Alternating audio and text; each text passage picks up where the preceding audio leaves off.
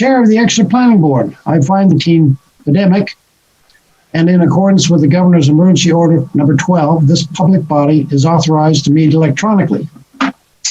On November 20th, 2020, public notice of this meeting was posted in the town website and on the bulletin board of town offices at 10 Front Street. As provided in the public notice, the public may access the meeting online and via phone. Please note that all votes taken during this meeting shall be done on a roll call vote. We're used to that. And let's start the meeting. I want to say thank you to a couple of people first. I'd like to thank David for hand delivering our packets to make sure we got them before Thanksgiving. Thank you, David. I also want to recognize all the good people at Exeter TV who are our technical support behind the scenes, and we certainly appreciate everything they do. And so thank you to Exeter TV. So let's start the meeting by taking roll call attendance. When each member states their presence, please also state whether there is anyone in the room with you during this meeting and who that person is, son, daughter, spouse, which is required under the right to. Hi, Molly Cowan, Select Board Rep. Nobody's with me. Thank you. John? John Gruder, and I am alone in the room. Okay. Pete Steckler. Hi, Pete Steckler, alternate. I am alone. Pete Cameron. I'm not yet alone, but my wife will be leaving the room shortly. Okay. Aaron Brown.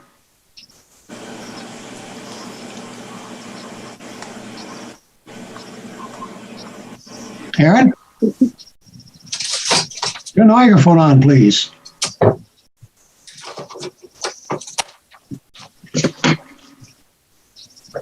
There you go. I think my space bar thing isn't working. Aaron Brown, alone in the room. Thank you. And Gwen English. Gwen English, and at the moment I am alone in the room. Okay.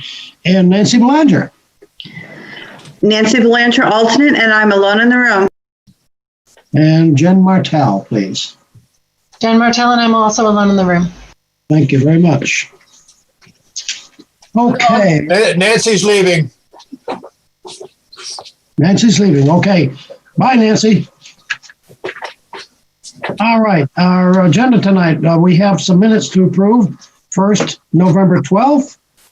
So, Mr. Chairman, yes. Mr. Chair, may I interrupt just for a second? Because I noticed, just before we get to the minutes, I noticed Christopher Berry is on, but he is in as an attendee. He might not have gotten an invite. So I just want to, can Daniel Graham, please, Exeter TV, work on getting Christopher Berry, his name is listed as an attendee, make him a panelist so he can be seen and share his screen. Thank you. Sorry, Mr. Chairman. Go ahead. That's fine. If the text can do that while we take a look at these two sets of minutes, we'll be all set. So November 12th, I'll draw your attention to those minutes. Are there any comments, questions, suggestions for improvement? Pete Cameron. Just a technical issue. Pete, he acted as a full voting member, I think, at that meeting. And we don't, and the minutes do not reflect that he was so designated. Yeah, no, it does. In the call 16 and 17. Are you talking about the November 12th minutes? Yeah. Yeah. Chair Plummer called the meeting. I got it. I see it. I didn't see it in where I had noticed it. Thank you very much, David. Clean your glasses, Pete. Okay, anything else?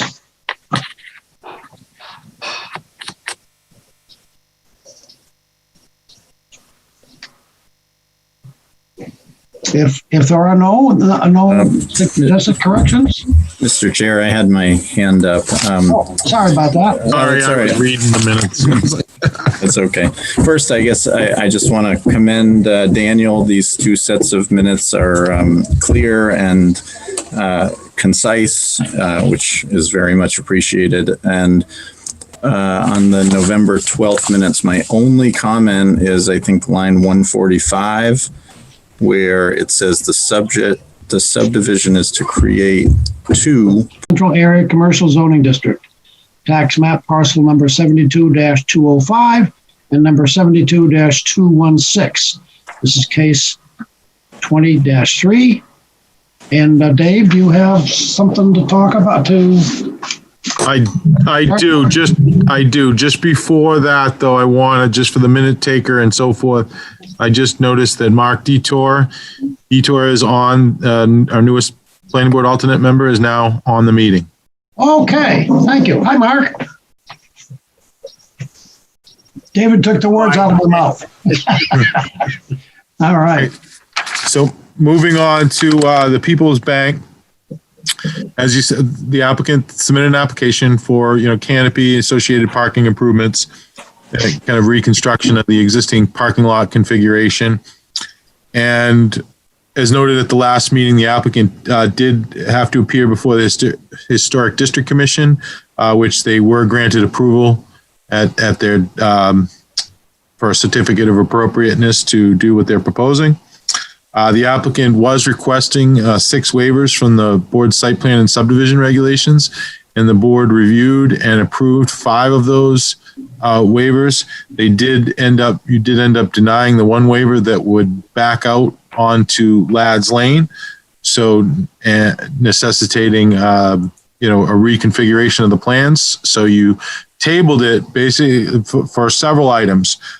First, because they have to redesign the angle parking, which you'll note on the plans that they went to 2 parallel spots along that lane. And on further review of what the ordinance says, that they don't need a waiver for parallel spots because you do not need to back out onto a public way out of parallel spots. You should just back straight up and then you can pull out going forward. So they no longer need any waivers for that. The dumpster enclosure was mentioned because there was some black slatted black privacy slats chain link fencing that was modified to a wooden fence, and that is in the details.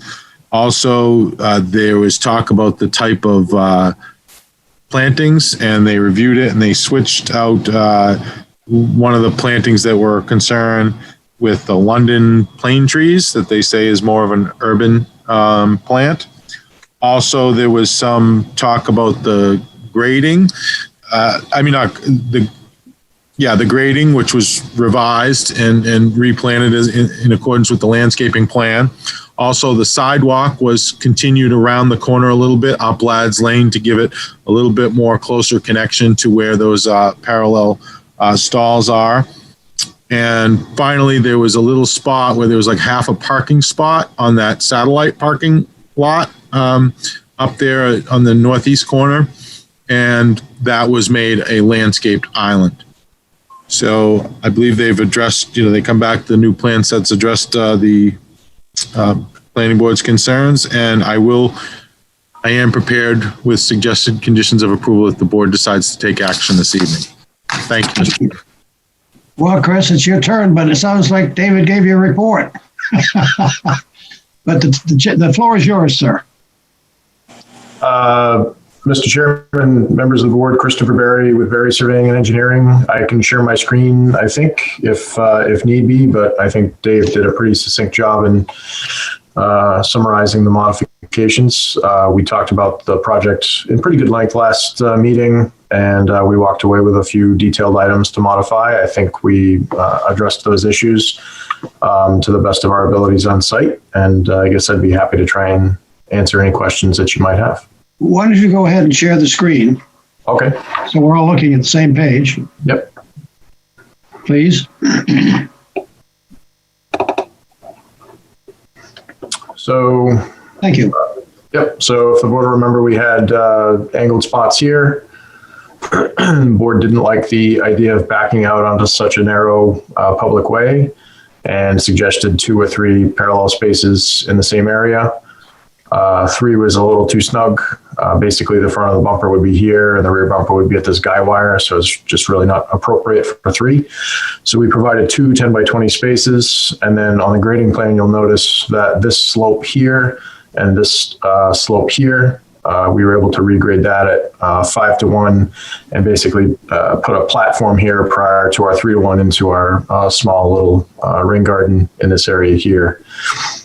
The dumpster enclosure has been modified to a stockade wood fence, and there were additional plantings added here, so we'll have additional pavement removal. And then on the landscaping plan, because we have additional green space now, we were able to enhance that by a tree or two, and then modified a couple of the tree species that were chosen in that area, and then modified the location of the tree that was right here at the outlet structure. That's been now pushed forward. So I think that was about it. Oh, the sidewalk. Yes. So originally we stopped the sidewalk sort of at the tangency of the PT here, and the board asked that we look at reviewing carrying that further to make it a little more inviting to step onto the walk.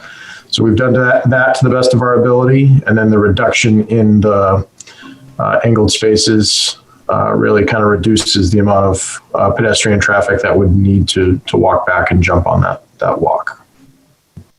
Thank you. Questions? Comments? Thoughts? I appreciate the work that you've done. I think it's hitting the nail right on the head. And I really think it's a much improved layout.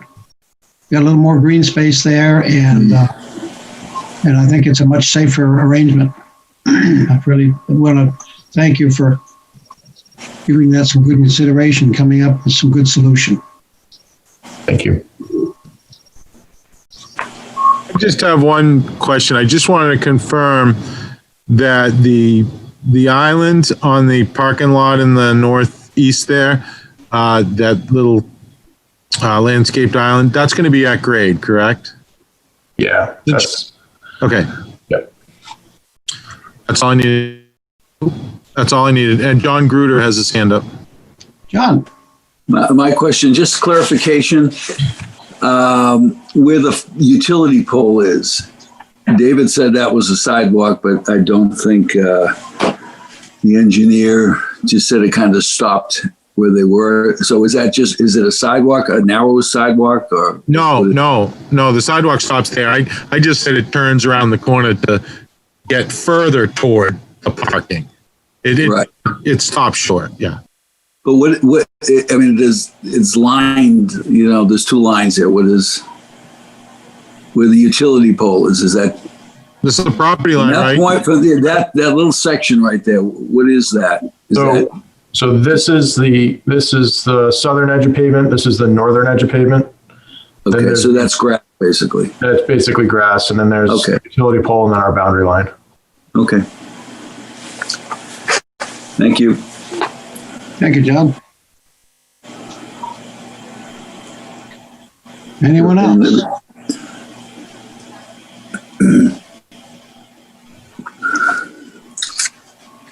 Anybody from the public? Mr. Steck, no one has their hand up in the public, but Mr. Steckler and then Gwen English. Okay, Peter. Thank you, Mr. Chair. So I guess, and I'm sorry I didn't bring this up last time. I don't think it's a significant issue. I guess my question is about the location of the proposed crosswalk across the parking lot versus along the sidewalk. If you want just the general public who are not bank patrons to use that crosswalk, then they're going to have to take kind of a weird route to go in towards the bank and then across the parking lot and back out to the street. And I guess I just wonder if there's a reason that it wouldn't just go across the frontage of the property connecting the sidewalk that the general public would use and patrons of the bank would use, but then have to take a turn. I can chime in on the town side on that, and Mr. Berry can fill in on that. But this is considered a private crosswalk internal to the site to get people across their parking lots. There's tip downs at the end there in the public right away. We do not put crosswalks across driveway entrances. We put crosswalks across roadways at mid-block crossings. We wouldn't start putting crosswalks across the driveway, and we wouldn't ask for that and wouldn't want that, because then, we have to stripe it out every spring and so forth. But we don't have any issue with them proposing a crosswalk internal to their site. Okay. Great, thank you.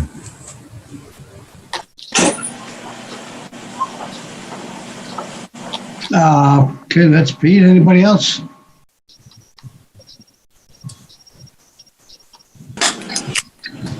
And nobody from the public, Dave?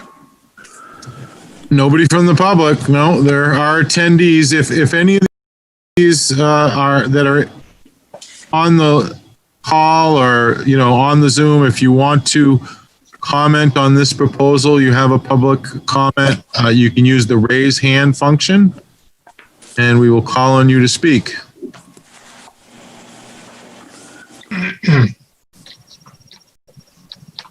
It doesn't look like it. There were no abutters, or public on this application last time either. Well, seeing then none, then I would close the public session so we can go ahead and deliberate and ask you, Dave, to review the conditions that you're suggesting to be as part of this motion. Would you like me to review those now? Sure. Okay.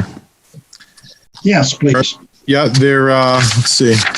Well, now they're all standard conditions because there were several conditions that would have been last time, but they've adjusted the plans to address those. Number one, an electronic as-built plan of the entire property with details acceptable to the town shall be provided prior to the use of the drive-through. This plan must be in a DWG or DFX file format and an NAD 1983 Plain, New Hampshire F5PS 2,800 feet coordinates. Number two, a pre-construction meeting shall be arranged by the applicant and his contractor with the town engineer prior to any site work commencing. The following must be submitted for review and approved prior to the pre-construction meeting. The SWIP, if applicable, be submitted to and reviewed and for approval by DPW prior to the meeting, and a project schedule and construction cost estimate. Number three, third-party construction inspection fees, if applicable, shall be paid prior to scheduling the pre-construction meeting. Four, the inspection and maintenance checklist and the inspection and maintenance manual dated January 15th, 2020 and revised October 13th, 2020 shall be completed and submitted to the town engineer annually on or before January 31st. This requirement shall be an ongoing condition of approval. Five, all outdoor lighting, including security lights, shall be downlit and shielded so no direct light is visible from adjacent properties and or roadways. Six, all landscaping shown on plans shall be maintained and any dead or dying vegetation shall be replaced no later than the following growing season as long as the site plan remains valid. This condition is not intended to circumvent the revocation procedures set forth in state statutes. And seven, if determined applicable by the Exeter Public Works, the applicant shall submit the land use and stormwater management information about the project using the PTAP online municipal tracking tool. The PTAP submittal must be accepted by DPW prior to the pre-construction meeting. That's all I have, Mr. Chairman. Thank you. Thank you. Any discussion about the plan or those conditions?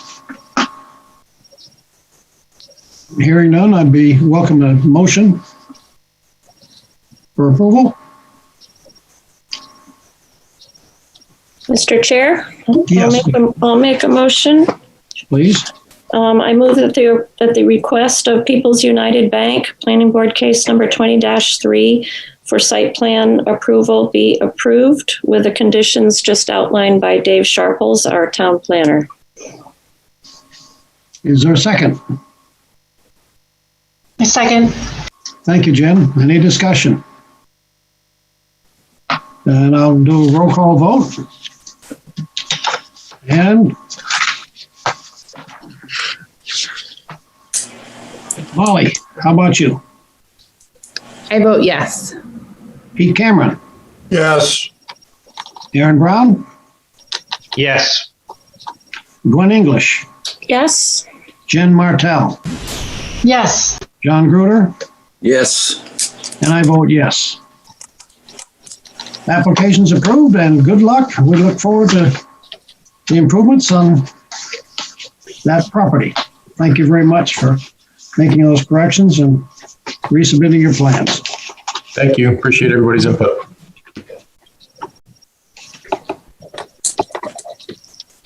Okay.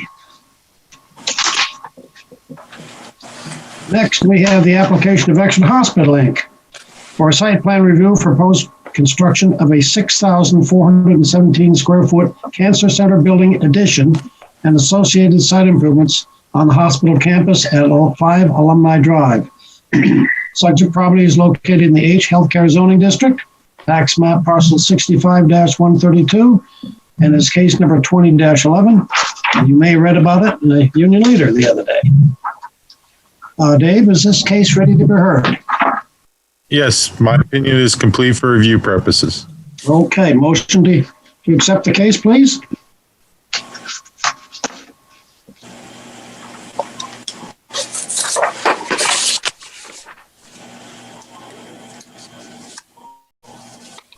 Anyone? Mr. Chair. Oh, no, Jen's going to go. Somebody's going to go. Hey, Jen. Mr. Chair, I move to open the case that you just described. So, Okay, and I take it Gwen's seconding that motion. Sure. Okay. Roll call vote.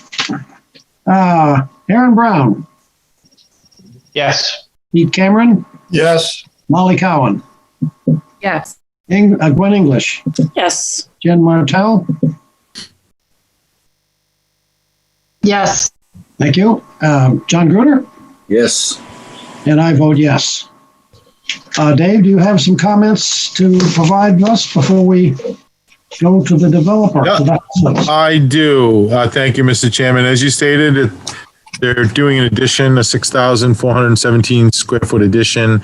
It's for a cancer center. It's kind of they'll show you where it is, I'm sure, kind of, within the building footprint, inside a couple of buildings.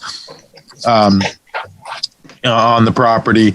The applicant did submit plans and supporting documents that are dated July 14th, 2020, and those are enclosed for your review. Due to the pandemic, there was no formal technical review committee, but it was independently reviewed by all town departments, relevant town departments, and Underwood engineers. And the TRC letter and the UEI letters are enclosed for your review. The applicant did subsequently submit revised plans and supporting documents dated November 20th, 2020 that I put in your packets as well, because I wanted you to have the prior plans and the revised plans, because this is the first time we're seeing it.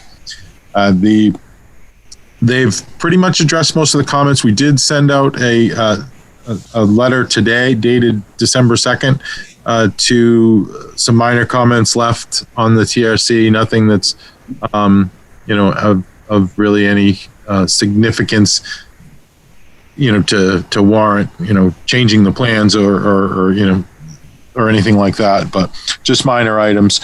And the applicant is requesting 3 waivers in their letter that's dated June 16th, 2020. However, after consultation with the applicant, they are withdrawing the 3rd waiver regarding the performance guarantee.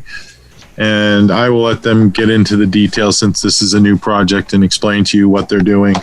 But I provided waiver motions for your convenience. And if the board does get that far, I'd be prepared to suggest conditions of approval. Thank you. Thank you. Who is speaking for the hospital this evening? I believe it's Mr. Geyer. Floor is yours. Thank you, Mr. Chairman. My name is Barry Geyer. I'm with Jones and Beach Engineers. With us also tonight is Colin Laverty and Eileen McDonald from Exeter Hospital, as well as Christine Rancourt and Marco Montonia with Smith Group. As stated, the project is located at tax map 65, lot 131, which is part of the Exeter Hospital campus. It is in the hospital zone. The intent is to construct a new cancer center addition on the hospital campus. And at this time, I would like to turn the presentation over to Christine Rancourt from Smith Group to give the board some background on the project. And after Christine is through, I will go through the site plans in more detail for the board. So Christine, if you'd like to take over. Great. Good evening, everyone. I'm going to share my screen, and is everyone able to see that? Yes. Good. Okay, great. So we're here to talk to you about cancer care renovation and addition at Exeter Hospital. We're going to go through the actual location on campus, the existing conditions, as well as the proposed plan, as well as give you a little bit more on the project info and the schedule. So the project site, as you can see, is the top of the entrance is showing you where Portsmouth Ave is, the Portsmouth Ave entrance. The building we're proposing is actually going behind the main entry. So you can see like this is the main entrance of the hospital. Across the street is the parking garage, and the project site is actually wedged between two buildings, the OCC building as well as the Perry building on the campus. So again, you enter the hospital here, you have that main lobby. Presently, the medical oncology part of the cancer center is to your left. So you actually go this way and to enter that suite. And then the radiation oncology is this way. So you actually have to go past the elevators up a ramp. So the goal of this project is really to unite the two cancer centers into one. So we're infilling a courtyard. So you can see here up on the top left, this is the lobby. So if you come out into the courtyard, this is some of the spaces that we're infilling. And then in the back area, there's another spot to infill by the Perry building. And Marco is our lead designer. He's Marco Montoni, and he's going to just walk you through a little bit more on the proposed plan. Hi, everyone. Thanks, Christine. So as Christine mentioned, the main entrance to the hospital is the arrow to the upper right-hand corner. You enter the main lobby and rotunda, and currently you look out of those windows and see an open courtyard. And so we've retained part of that experience, keeping the courtyard on either side of this new connector, which connects to that public waiting space. And then from there, there's a direct connection to medical oncology and radiation oncology. So there's one unified entry. And then the main addition in the back is the expansion of the medical oncology suite, increasing their capacity for infusion bays. And as you saw from the previous photographs, the rear part of the site, the kind of south and southwest corners, there's a significant amount of topography which occurs in that area. So we're able to retain the earth and create these courtyards, these stepped terraced courtyards, which give the infusion bays a surrounding element of nature. Next. So this would be the main approach from the main rotunda, and you could see out those windows and experience the existing courtyard, and that's the entrance to the new cancer center. So the main design intent is to improve the patient experience, to create a unified point of entry for both oncology departments, the medical oncology and the radiation oncology, and expand the infusion capacity within the medical oncology department. So there's a couple of graphics, images, renderings that we provided on the right-hand side. So the upper right is the main waiting space. So this is after you enter through that connector. This would be the main lobby, trying to create a comforting and welcoming environment for cancer patients and their family. And the image towards the bottom of the screen would be an image of the infusion bays themselves, and you could kind of see through those windows the terraced courtyards that happen in the background. So the overall project is not huge, but it's very important. It's 6,400 square feet of new with 2,200 square feet of renovation. Within it's an expansion of their existing business use occupancy. The existing radiation oncology suite has 13 bays that are a little bit on the smaller side, and we're going to be giving them 16 new bays at 96 square feet. We'll be issuing construction documents within the next couple weeks with an expected construction date early of next year, with hopes to finish and occupy the new addition in the early to mid 2022. And from here, Barry will take over and go into the civil plans. Yes. Give me just a second. Just to give you a better idea where it's located, we have on my sheet, I hope everybody can see that. We have Alumni Drive up here on the top end of the sheet. The outpatient center is located here. The main entrance is here, and the engineering plant is here. So the proposed construction will require the demolition of this small connector building shown between the outpatient center and the Perry building. The proposed construction you can see is we have the outpatient center at the top, the Perry building on the right-hand side, and the engineering plant. The proposed construction is in this heavy dark line. And I don't think either Christine or Marco indicated, but a portion of the project or the roof will be a green roof. We do have quite a few utilities that will be reconstructed going through the project.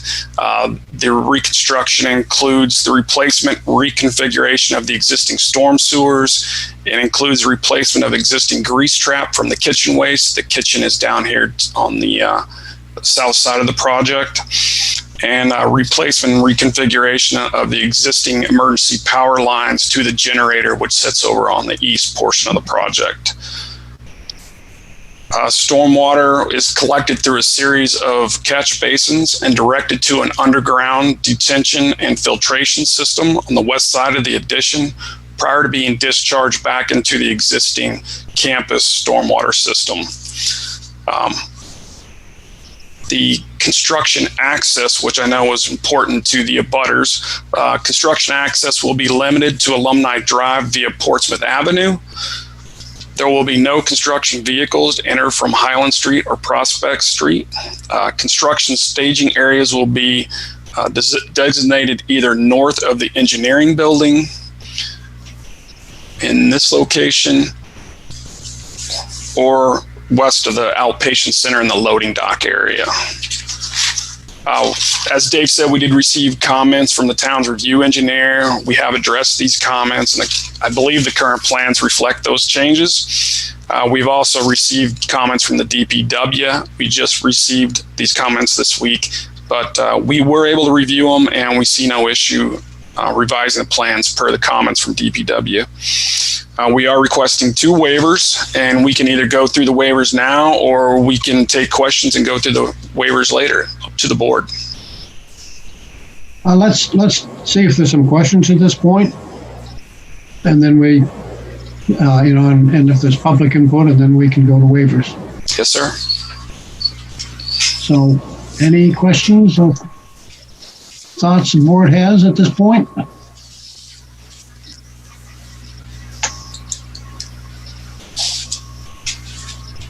Jen Martell has a question. I do. Thank you, Mr. Chair. I was wondering, Mr. Geyer, could you maybe zoom in on those landscape terraces and the stormwater management system? And I know you went through it kind of quickly, but it's pretty complicated, and I'm just wondering if you can kind of walk through it slowly, Sure, yeah. Raindrop falling on the roof, where are you going? It is extremely complicated. So any rainfall that falls on the roof will be collected in roof drains and directed to the storm system. So the storm system comes through the project building, is collected. The final collection point is at this location in the western courtyard. It's directed into a series of underground detention systems and filtered through this. It's a Filterra treatment system. After it goes through the detention, it's discharged back into the existing campus stormwater system and discharges off of past north of Alumni Drive. Any rainfall that falls on the south portion, so the water flows south to north through this existing courtyard area, it's collected either in the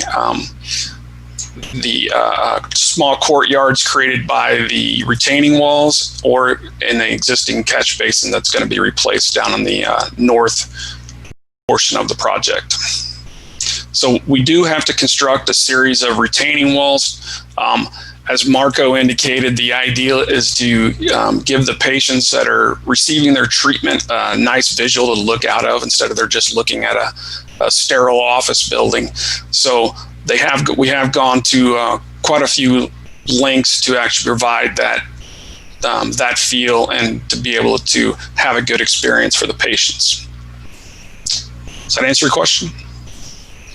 Yes, it does. Thank you.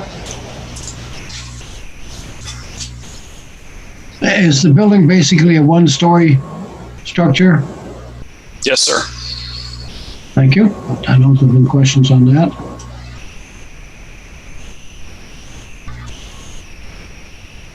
Anyone else?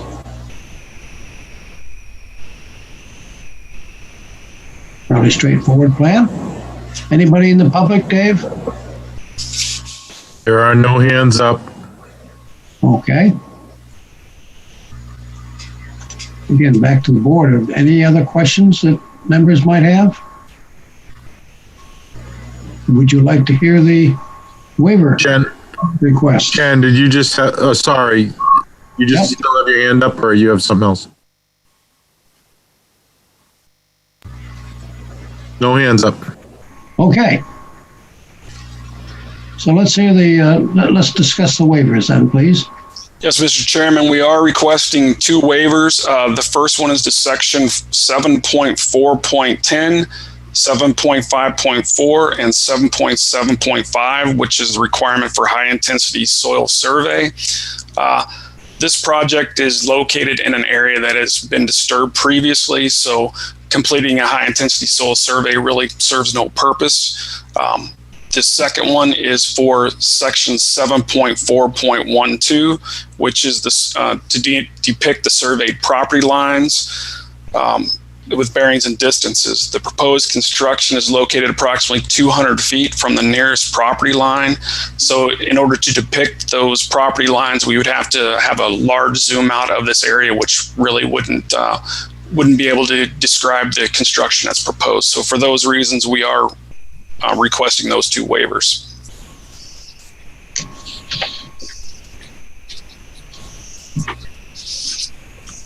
So let's see.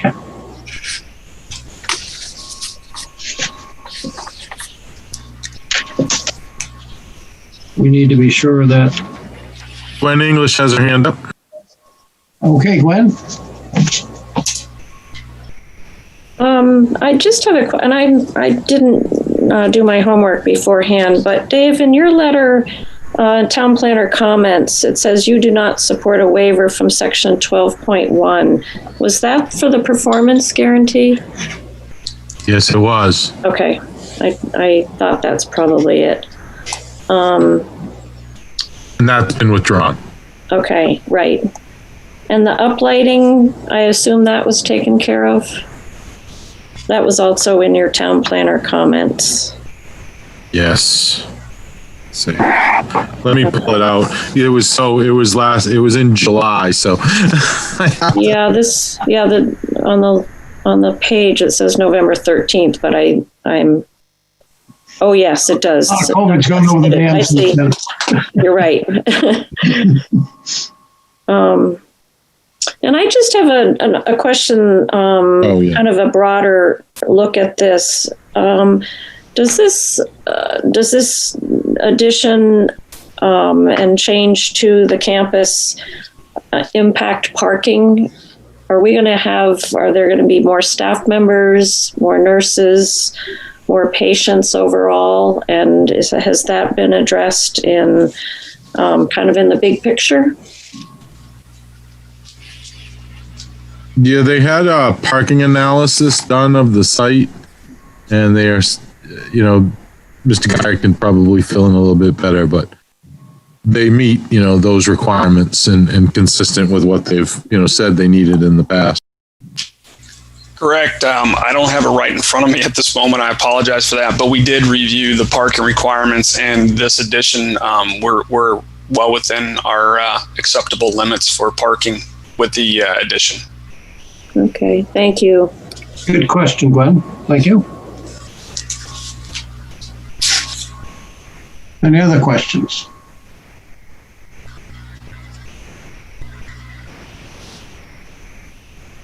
Again, anybody in the public at all? No hands up at the moment. Is the board ready to move ahead with the other waivers? Then could we go down through I think there's 5 criteria on the waivers. That's correct. So could you take the high-intensity soil survey waiver and do that for us, please?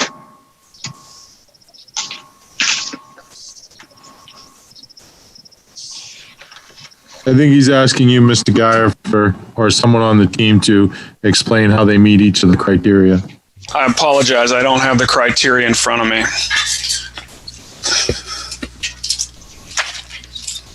Okay. Dave, can you read the criteria and have them? I sure can. The granting of the waiver will not be detrimental to the public safety, health, or welfare or injurious to other property. Yeah, if we go through the high intensity soil survey, there is no, I can't see any case where this would be injurious to the public. The soils have already been reviewed and disturbed, so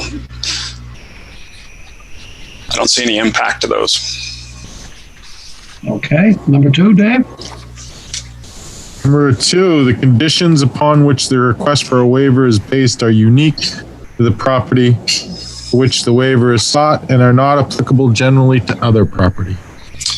As indicated, this is a previously disturbed soil in the middle of the campus, which is fairly unique. It's not a virgin site on which we would be really worried about the conditions of the soil. Thank you. And because of the particular physical surrounding shape or topographical conditions of the specific property involved, a particular hardship to the owner would result as distinguished from a mere inconvenience if the strict letter of these regulations are carried out. I think that that applies from the last one as well. Because of this existing site and the nature of it, I don't think that that should be a requirement. Okay, 4. Waiver will not be contrary to the spirit, intent of the regulation. The design isn't based upon the high intensity soil survey, and so it meets the intent, and we do meet the intent with our drainage, and it is not on a septic system which would require a higher level of soil intensity or soil review intensity. And okay, number 5. And finally, the waiver will not in any manner vary the provisions of the zoning ordinance or the master plan. And I can say that it does not vary the provisions of the zoning ordinance or the master plan. Okay. I would entertain a motion.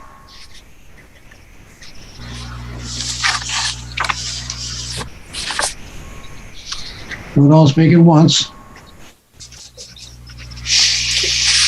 Mr. Chair, I can make a motion. Yes, Jen.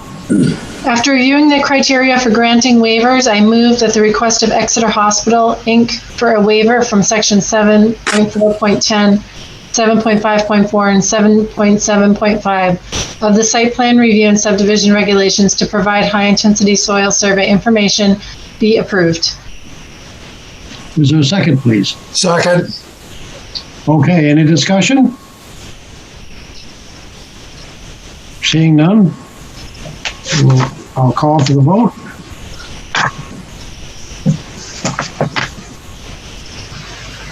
Pete Cameron.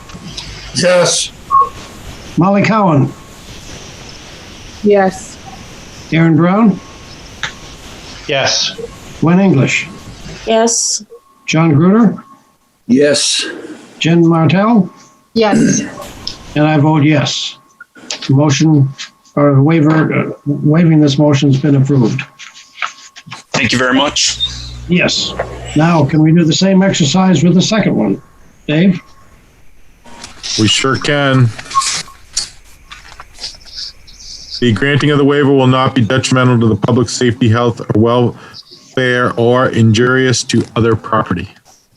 So we're requesting that we don't have to show the surveyed property lines because the project is located in the center of the hospital campus, very far, approximately 200 feet away from the nearest property line.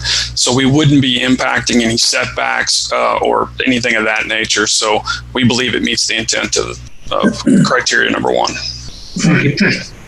Number two, Dave? The conditions upon which the request for a waiver is based are unique to the property for which the waiver is sought and are not applicable generally to other property. And I believe basically it's the same criteria. It is because we are so far away from any other abutting property and in the center of our of the existing campus that we believe it meets that criteria. Okay, number three. Particular physical surrounding shape or topographical conditions of the specific property involved, a particular hardship to the owner would result as distinguished from a mere inconvenience if the strict letter of these regulations are carried out. Once again, because of the location of the construction and the need to show all the property lines, it is a hardship for us. 4. The granting of the waiver will not be contrary to the spirit and intent of the regulations. This project or this site has actually been through, several reviews with the planning board over the years. So the board has previously seen all the property lines and we all know where they are. So we think it meets the intent of the ordinance. And number 5. And the waiver will not in any manner vary the provisions of the zoning ordinance or master plan. And I can, being familiar with both of these documents, there's nothing in the zoning ordinance about, showing property lines and subdivisions or in the master plan.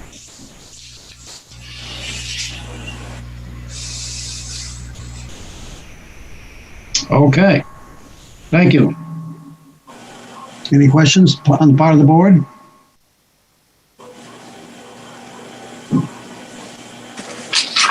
Seeing none, then I would ask for a motion, please. I'll make a motion if you'd like. Okay. John? After reviewing the criteria for granting waivers, I move that the request of Exeter Hospital, Inc. for a waiver from section 7.4.12 requiring surveyed property lines with angles, bearings, and distances be approved. Is there a second, please? I'll second. Okay, thank you. Discussion? Then I'll call for the vote. Start John Gerter, please. Yes. Jen Martell? Yes. Gwen English? Yes. Molly Cowan? Yes. Pete Cameron? Yes. Aaron Brown? Yes. And myself is yes, so that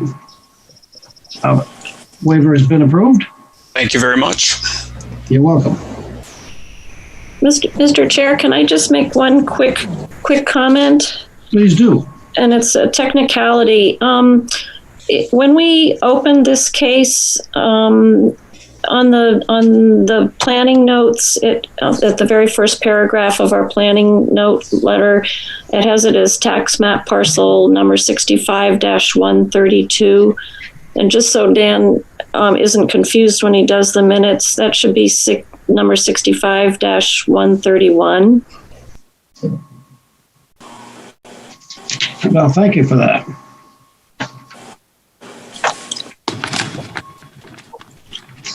And that was that. Dave, do you have some conditions for approval? I do, but first I want to just take a second to address Gwen's question regarding the uplighting, and it's a good question, and I kind of had to, go back and remember what I did, but the reason why I put that in there is this is what the regulations say. The new installation of uplighting by any method is prohibited. But then it states, however, the limited use of upward landscape lighting on a case-by-case basis may be approved provided the lighting does not spill onto neighboring properties or public ways. I determined that it does not spill onto neighboring properties or public ways and could be that situation where the planning board could approve it on a case-by-case basis. So that's why I was just bringing it to the attention that generally this uplighting is prohibited, but this might be that case. And I was just highlighting it for the board, just so they're aware by approving the plan, you're also approving, upward lighting in this case. Can the applicant show us where the uplighting would be? Yes, I believe the uplighting is located in the courtyards and the top or the northeast section of the property. So these courtyards are within the building's envelopes, and they're totally enclosed by buildings. So there won't be any. So if you were looking for dark sky compliant lighting, this would not, because they're enclosed in a building, they would not impact that. Correct? They're surrounded by building. They won't have a roof over them. They won't have a roof. They won't have a roof over them. Correct. Okay. But they are enclosed by buildings on all four sides. And how many floors are in? There's one floor with a grass roof, as I understand. But correct. The other buildings are multi-floor. Multi-story, yes.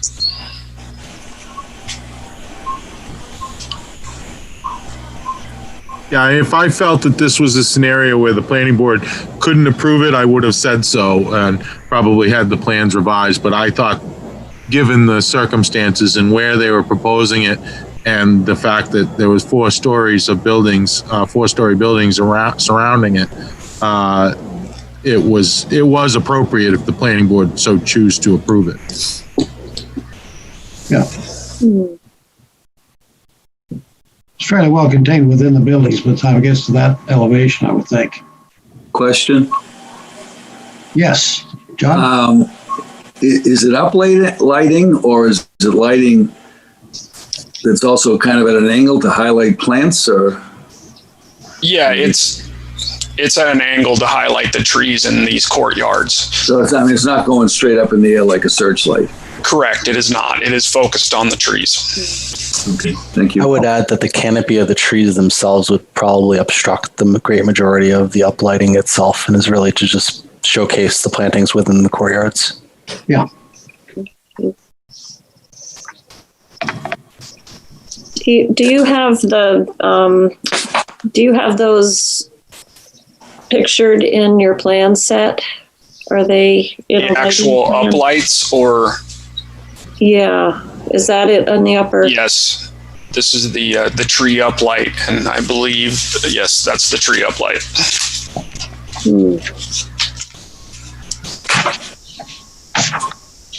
That's the last page of the plans.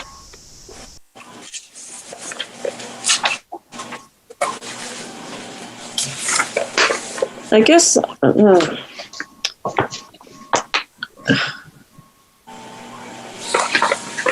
I mean, I appreciate that this is all surrounded by buildings, and John Gruder, I'm glad you asked the question about the angle of the light. I mean, there's part of me that feels that I would be more comfortable if there was, and I don't know how to describe it, if there was more of a hood over the part that is closest to the sky, just to assure us that it would be, that it would never, that it wouldn't be going up into the sky, that as much light, that there could be light going on the vegetation, but to just add that little bit of extra protection that it isn't going to go up into the sky. I just, I've just been in enough places that have had lighting like this focused on trees, and there's a fair amount that goes up into the sky, and I would like to discourage that if possible. And that's just my own opinion. I don't know if other board members would disagree and feel that that's not important, but and I wish I could describe what I'm envisioning a little bit better. How many lights I don't are know there? lighting, so I don't know how to describe a particular style of light. How many uplights are there? How many are we talking about? I apologize. Marco, can you see if you can find that information? Yeah, I'll also look it up, but I believe it was one for each of the trees. Is it more of a spotlight or more of a floodlight type light? I believe it's that light number one that's up on the screen. So it's a fairly small diameter light. Okay.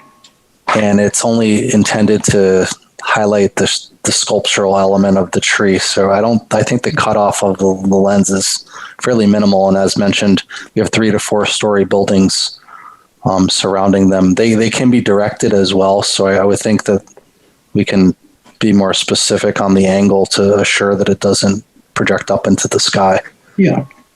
What you're trying to do is highlight the branches and the tree. That's right. At a lower level. The sky is not going to do the trick at all. Right. Yeah, so there's one, your landscape plan shows one large tree on either side of that courtyard. That's right. So essentially you're saying 2. There'll be a total of 2 uplights. I believe that's the case. I can confirm. I'll look it up as we... Well, that makes me feel a little better. I was envisioning, several on all the tiers of the landscaped areas and thinking that there could be 12 or more. But if there are only 2, that certainly makes me feel better. And I like that you are proposing just keeping the angle low so that it won't go up into the sky. Well, I'm interpreting as being part of the aesthetics and the quality of what people look at as a comforting, natural situation. So a bright light would spoil that. A little bit of light is fine, but if you put like a bright spotlight in there, that's not going to do the job of trying to get that element of peace and quiet and beauty and solitude and all those things that make us more comfortable. I believe the wattage is really is controlled because it is such a small space. These courtyards aren't very large, so to keep, as you indicated, to keep the brightness out of it, they are very low wattage.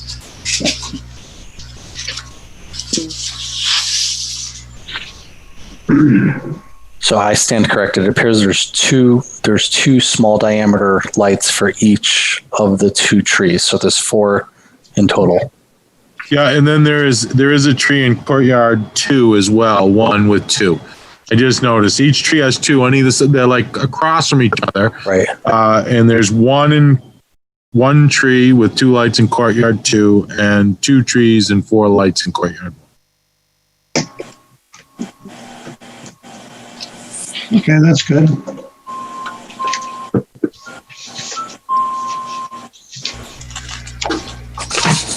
Any other questions or concerns, comments? You okay with that, Quinn?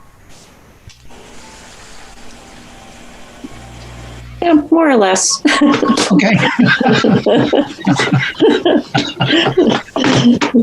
Thank you. John Gruder still, is that leftover hand or? Yeah. I'll get your hand out, John. Sorry about that. Okay. Are we ready for conditions?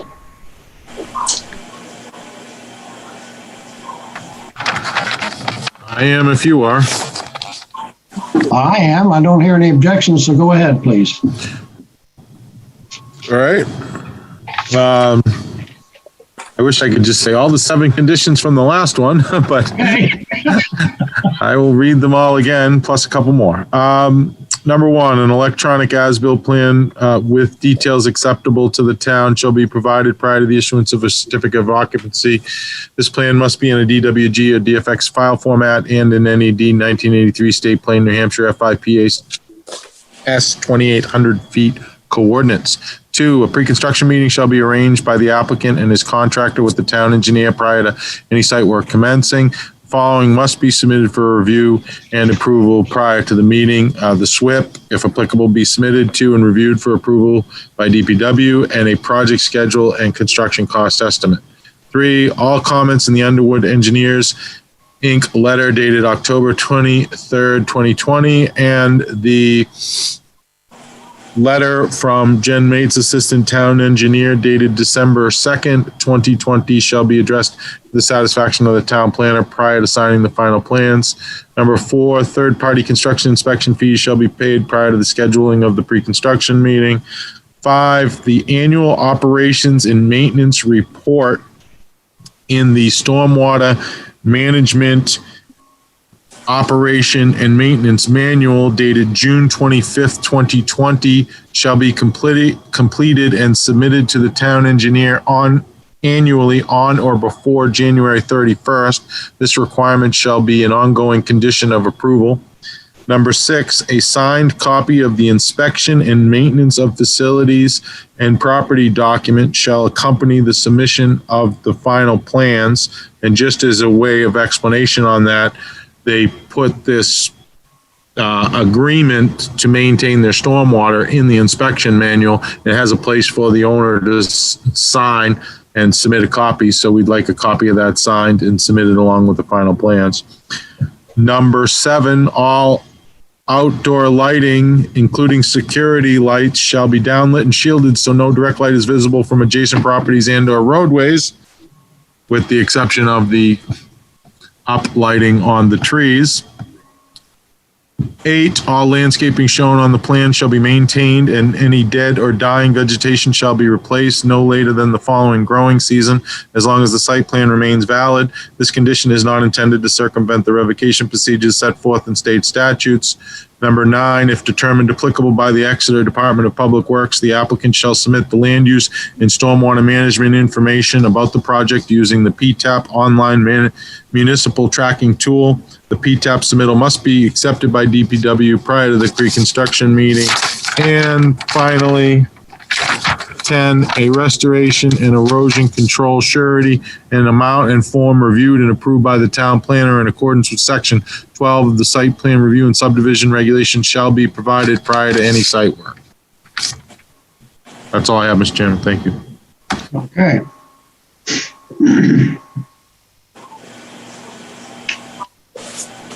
Chair's looking for a motion, please. I'll take care of that. Okay. John? I move that the request of the Exeter Hospital, Inc., Planning Board Case number 20-11 for site plan approval be approved with the conditions as outlined by the town planner. Is there a second? I'll second. Oh, good. That's the second or third. Okay, any questions or comments? Then I'll call the roll vote. Aaron Brown. Yes. Keith Cameron. Yes. Molly Cowan. Yes. Gwen English. Yes. Jen Martell. Yes. John Gruder. Yes. And I vote yes. Project approved. Thank you all very much. Thank you for the detail. Thank you. Thank you. All right. Next on our agenda is an application of Chinburg Development LLC for an amendment to a previously approved subdivision known as Bramble Meadow, which is located off Brentwood Road and Spruce Streets. The proposed amendment is specific to the development of lot number 5 of this subdivision. Subject property is located in the R2 Single Family Residential Zoning District, tax map parcel number 63-93, and is case number 20-18. Is that ready to be heard, Dave? Yes, Mr. Chairman. It is complete for review purposes. Okay. All right. Motion to approve or to hear the case, please.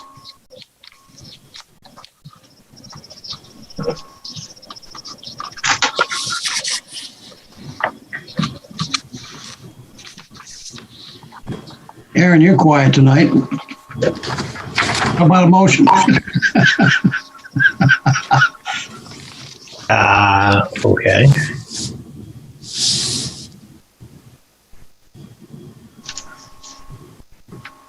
I'm going to open this up. Is that what you're saying, Lang? You have to open the case, yes. Get through my notes there. All right. I'll move that we open the case, planning board number 20-18, tax map parcel number 63-93. Is there a second? Second. Okay, I'll call a vote. John Gruder, Yes. Jen Martell, Yes. Gwen English, Yes. Molly Cowan, Yes. Pete Cameron, Yes. Aaron Brown, Yes. and I vote yes. Dave, have you got some comments to start with, please? I do. Thank you. Just on a technical note, when you open the case, really what you're doing is you're accepting the plans as complete for review purposes, which triggers the start of the 65-day statutory timeframe. However, in this under this emergency order, state of emergency, and the governor, those really don't apply. But moving forward, the statutory deadlines. But moving forward, just to be clear, when you open it, you're actually accepting the plans as complete for review purposes. Okay. So getting to this one, the applicant Chinburg Development is seeking an amendment to a previously approved subdivision known now as Bramble Meadow, which is located off of Brentwood Road and Spruce Street. The proposed amendment before you this evening is specific to the development of Lot 5 of this subdivision. As the board may remember, the board approved a 5-lot subdivision for the subject property, and I enclosed the decision letter for your review. And as you'll also remember, there was, some of the butters in the area had runoff issues, and there was, it's a really flat site with not really much place for the water to go. So drainage was a big focus of that review. And after a thorough review of the potential drainage, the planning board did approve the plan. But unlike most subdivisions, you approved a plan showing the final grades of each lot, like the finished grades. Usually when you approve a subdivision, you don't, approve the finished grades because there's ample room and topography in order to, make the drainage work. But this site was so challenging that you said, we want all these, final grades. And if any of the final grades change, that will require further review.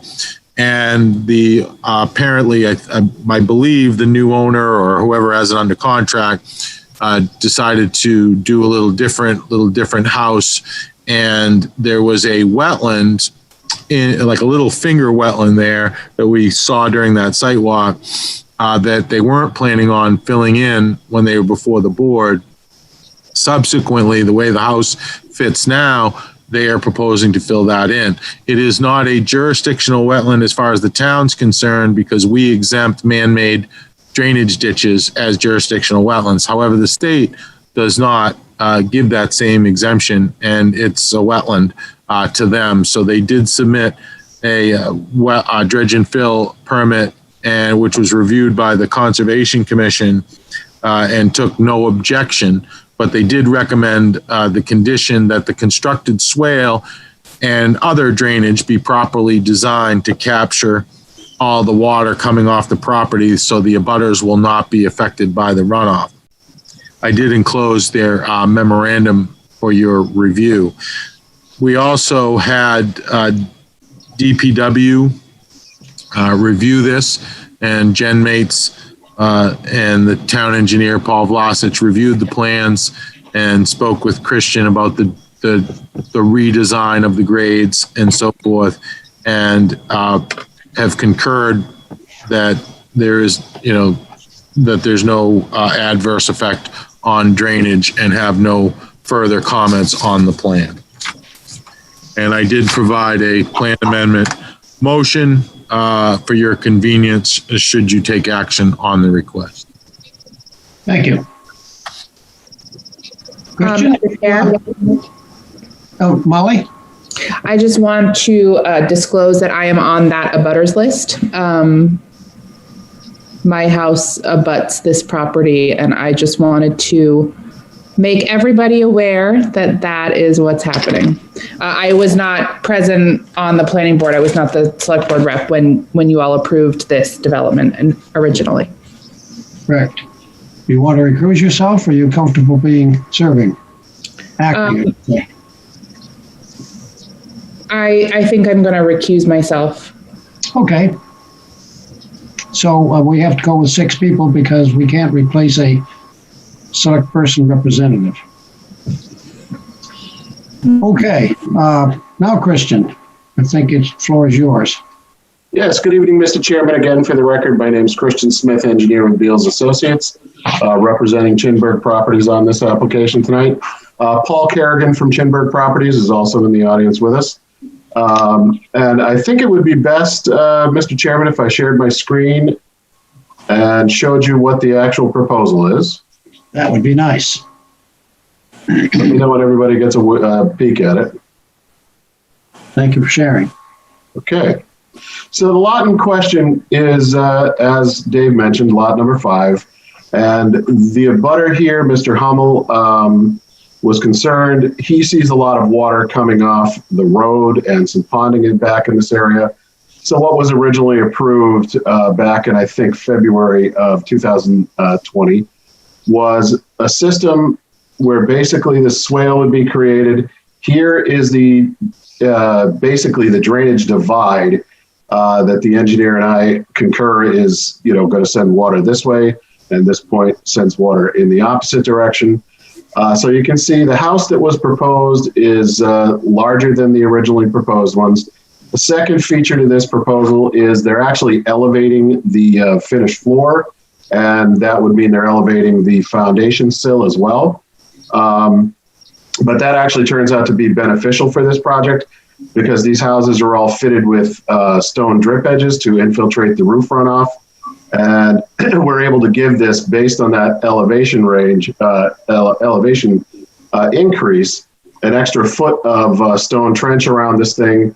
We've run the calculations, reviewed those with DPW engineers, and everybody's comfortable that that it will handle all of the stormwater runoff from the roof up to and into the 50-year storm event without overtopping. So none of the roof runoff will actually get into this swale.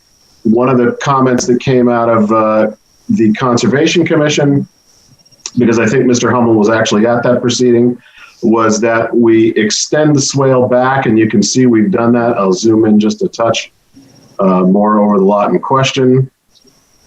And the swale terminated just about at the turn here before we have pulled that back, updated the note, grade this area to drain to the swale. And you can see, as opposed to the formerly approved 2-foot deep stone trench, this house now can afford a 3-foot deep stone trench. So basically, that's the long and the short of it. And I am told by Mr. Kerrigan that the owner has again changed the house that they are intending to put here, and it is going to be somewhat smaller than this. It will be slightly larger than the approved home size, but it will be smaller than what's depicted on these plans. And as Dave did say, they've got their application with DES. I actually forwarded some requested information to Evan Lewis up at the state today, specific to this property. Just had to do with subdivision recordings and things of that nature. But in reviewing that with the DPW engineers, they're very comfortable with it. And I can show you. I'm going to share the drainage evaluation now, very quickly, because it's quite simple. So this would be the subcatchment, which is the roof runoff from lot 5. This would be the modeled stone drip edge. And here is the culvert, which drains then into the as-built manhole. And if we go down to look at the pond, which is pond 5H, that would be the lot 5 drip edge.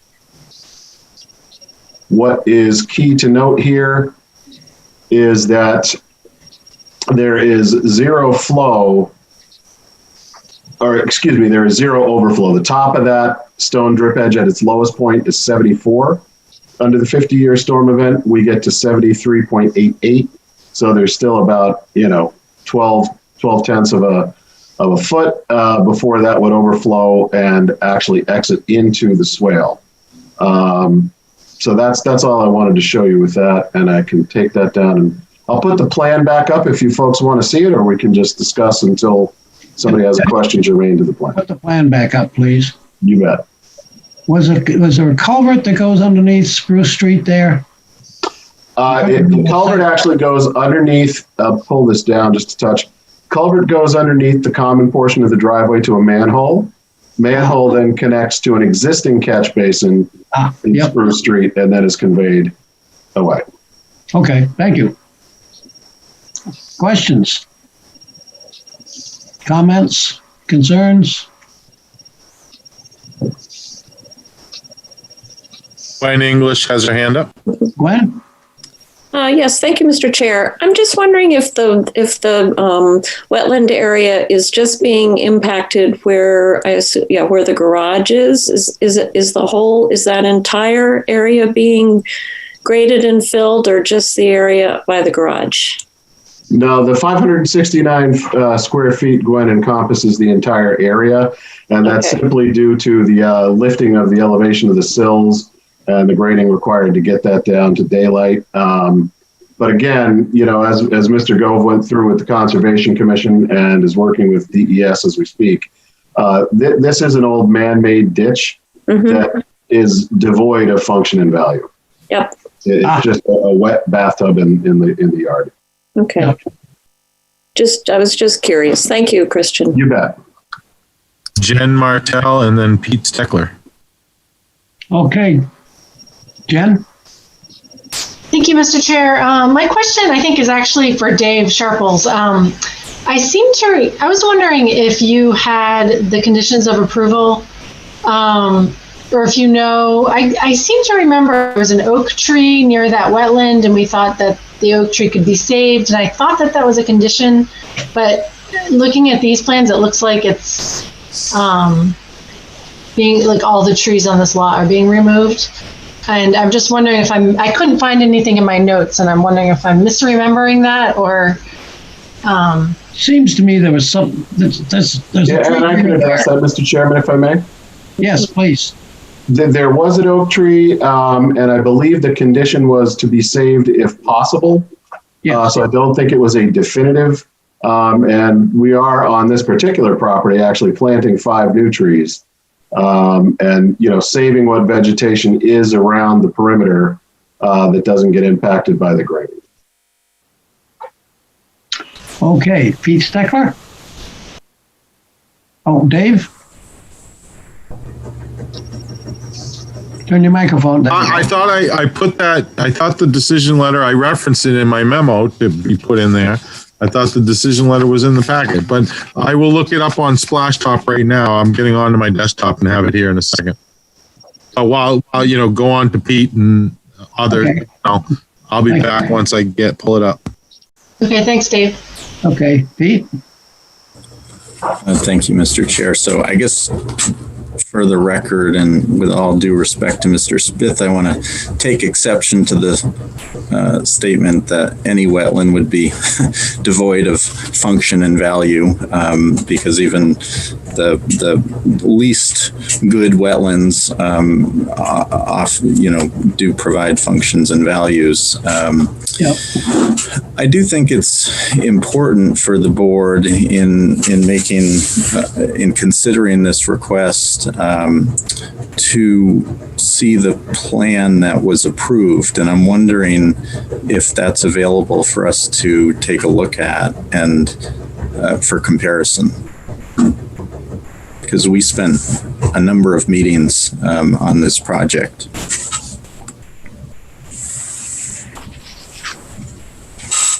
I can attempt to get that up for you, Mr. Chairman. Okay, we appreciate that. Yeah, thanks.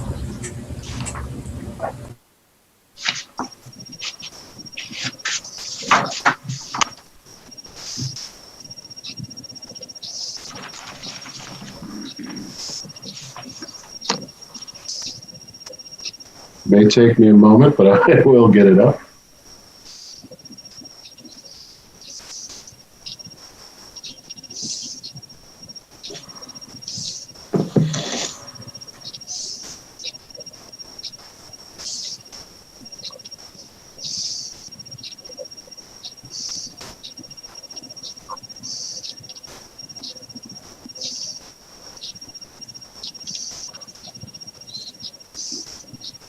I guess while he's doing that, I can just say what the condition was. Sure. The condition was that the builder shall take all precautions to protect the 22-inch oak tree located at the southern tip of the man-made wetland on lot 93-5. So I guess my question to the applicant would be, what precautions did you take, and is it still there? Are you saying it's been cut down?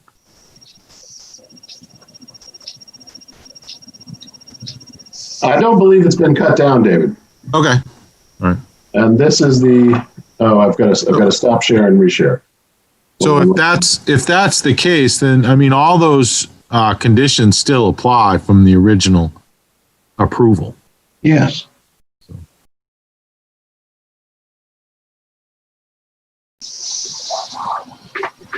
And there we have the approved plan. There you go, Pete. Yeah, thank you. So I guess, following up on my comment, I question whether the board would have approved the plan that's in front of us tonight, the change plan, with those wetland impacts, given the extent that the design of this subdivision was set to get the 5 lots in, avoid clearly, working hard to avoid that wetland impact. And so I guess for me, I'll just say it because I feel like it's a little bit of a bait and switch, but I, at the same time, understand that it was a different applicant who put this plan in front of us for the subdivision than who's in front of us now asking for this change. But for me personally, I feel like it would be pretty hard to, if I were a voting member tonight, it would be very difficult for me to approve this modification. Thank you.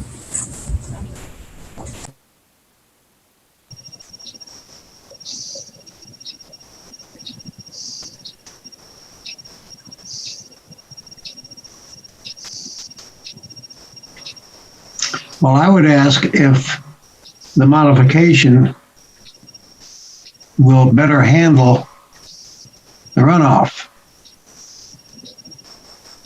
the water in particular area. Well, without question, because of the modifications we made to the stone drip edges, which I've mentioned, they've got an additional foot of storage in them. And then the extension of the swale here, which now comes around and the house is pushed a little bit. We also lose a slight amount of impervious from this driveway extension chasing around the wetland, and brought this swale back, almost to where the 93.5 lot designation is. So without question, it improved the stormwater getting away from Mr. Hummel's property on this side. I mean, that's just increasing the capacity of holding the water from the drip edge. Certainly is an improvement. Yeah, and we've improved the capacity of the swale as well by dragging it back in this direction. Yes, yep. Christian, can you, on the plan you have up now, can you point out the tree that we were supposed to be saving right there? Right there. Little guy? Yeah, that I believe is the depiction of the tree to be saved. Okay. And let me see plans. I may have that labeled on. Is that shown on the new plan? The oak there? Yeah, right there. So that is it, 22-inch oak. And we're still trying to save it, so I'm clear. That's the understanding. Okay, Because you talked about the 3 trees you're adding, but they were already added in the original plan. Yes, they were. Yeah, this You haven't added more trees with the revisions. Correct. Yep. It looks like it's on your revised plan.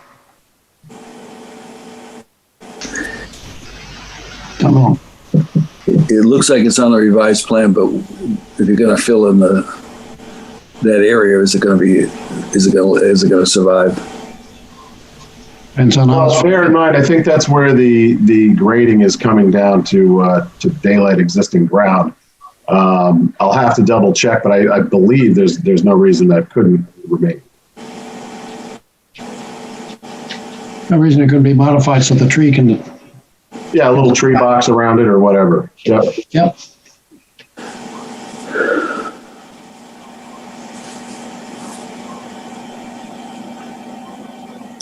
Other questions, concerns, comments?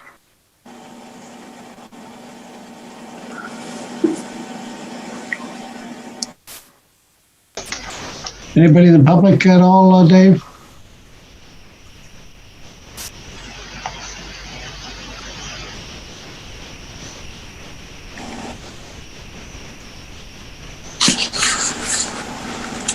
Yeah, Mr. Hummel has his hand up. Okay.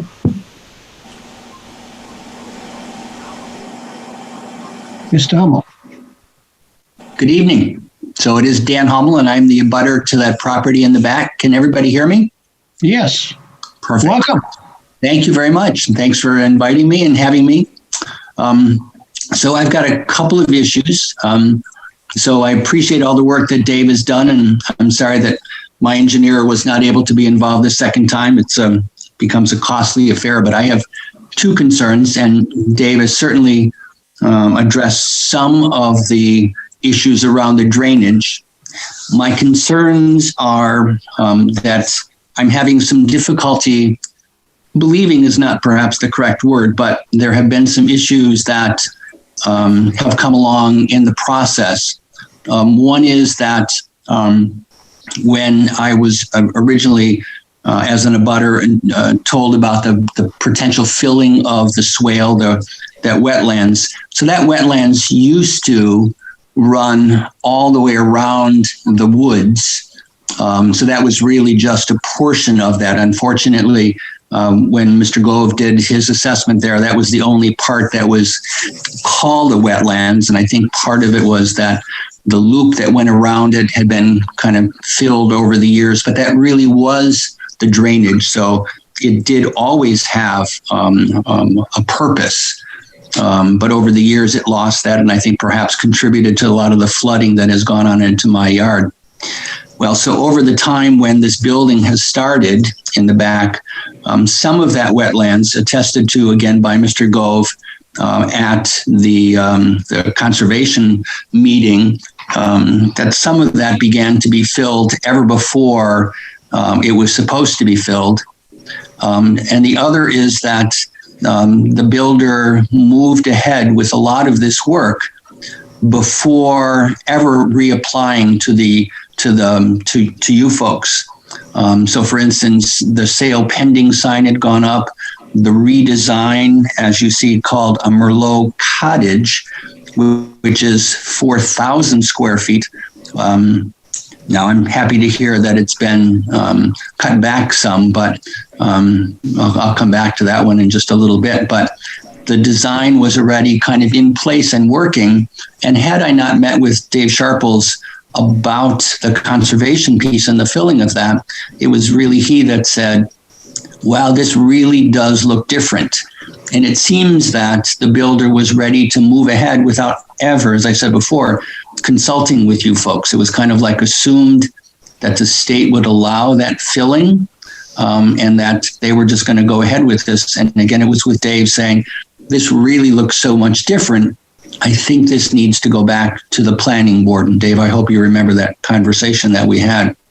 So again, that's a part of it. And so then as I look at this swale that is now being proposed behind a 4,000-foot cottage, if they're willing to go ahead and just say that we can move ahead what's to say that a person owning $1 million home, and I'm assuming $1 million because some of those back there are already at 789. What's to assume that he, she, they are going to allow that to be open and having at least a couple of times a year this little flood, this little stream running behind and around their home? It would be difficult for me if I were buying $1 million home. So I'm not sure how that gets taken care of. Dave did mention again that there would be 5 trees. We only agreed on 3, and if there are 5 back there, that would also be lovely. So my question continues still to be, how is this enforced, that this drainage is going to be better for me? I hear about the drip edge, but that's just around that particular property. The water runs down from lot 93-2, where there's now driveway and less, more impervious property there. And so again, it's really around lots of that in terms of just what happens when this owner doesn't live up to this. If the planning board is saying, yes, we agree with all of this, who's liable when it doesn't happen, when my lot continues to flood as time goes along? So a couple of issues. Again, the drainage, I hear, yes, it's happening, but again, I've heard I've seen the builder moving ahead without ever consulting, and then only after kind of being caught with moving ahead on this much larger home and changing the whole positioning on the property with driveway, et cetera, filling in without ever notifying anybody. And so as a homeowner, you seem to be my only protection. And so I'm wondering just how does that all get reconciled? Size of home and drainage. Again, the whole area of Columbus Avenue are modest homes. And now in back of my backyard is going to be a 4,000 square foot minus, I hear Dave saying, but I don't know how much minus. That's a huge difference. And now elevated, as some of those other ones are, I'm going to have this behemoth sitting behind me. How does that compromise my property? And are you allowing that to happen? Thank you. Mr. Chairman, I can address a couple of those issues if I may. Please do. And Paul Kerrigan can correct me if I'm wrong, but I don't think they moved ahead with anything without trying to get approvals to do so. In order to go for a wetlands application or bring it to the Conservation Commission, you have to do a design. You have to show them what it is you want to do before they can arbitrate on it. So that is just preliminary planning. The wetland has not been filled in any fashion, as I'm aware. And again, Mr. Kerrigan can correct me if I'm wrong. But there has been no filling by this developer that has been nefarious nor inappropriate. Secondly, the water from 93.2, and this was actually developed in concert with Mr. Hummel's engineer. Here is the break. The water from this point travels in this fashion in between these two 70-foot contours. There's a bit of a depression there. And from this point, it goes that direction. We've improved the depth of the swale. As I say, we've somewhat been able to reduce impervious from the old driveway that was proposed up and around the swale. And again, this building, as I understand it from Mr. Kerrigan, the footprint of the proposed building that the interested buyer is contemplating at this point is just over 1,700 square feet. This building is approximately 2,700 square feet. So the building is getting much smaller, but we're still able to provide it with the deeper drip edges. They would still like to go with the elevation increase on the sill and the height of the foundation wall. But specific to how this gets policed, this is all written into the homeowners documents. This is a homeowners association, and they are compelled to maintain these drainage features. And if they do not, if there is citation or evidence that they are not, the town has the right, as I understand it in the homeowners documents, to come in, DPW can come in, clean the thing out, repair it as need be, and invoice the homeowners association for that work. So there absolutely are protections in place. If I may. Yes. Oh. Paul Kerrigan from Chinburg Development. We are not the first applicant. As you know, the approved development was brought forward by Mr. Joe Falzone. We purchased this 5-lot subdivision from him. I sat down with Joe. I walked the piece of property. Mr. Hummel, I'm not sure if you remember me, but before we cut trees back there all along your property line, we discussed which trees we were saving. We actually saved additional trees in that back right corner to try to provide some more screening. Happy to put a couple extra trees. There are 3 more. I think there were 3 evergreens shown. We're happy to put a couple more to try to provide screening from our newer cottage from your property. The Merlot cottage, the reason why it seemed like we were moving quickly was a potential spec house that we were proposing, but we were advertising that house, and not only the current possible buyer, but the buyer before 60 to 90 days ago were potentially interested in this size cottage. It is substantially bigger than some of the footprints that were currently there. We had no intention of just pushing forward and putting that in without going through the process.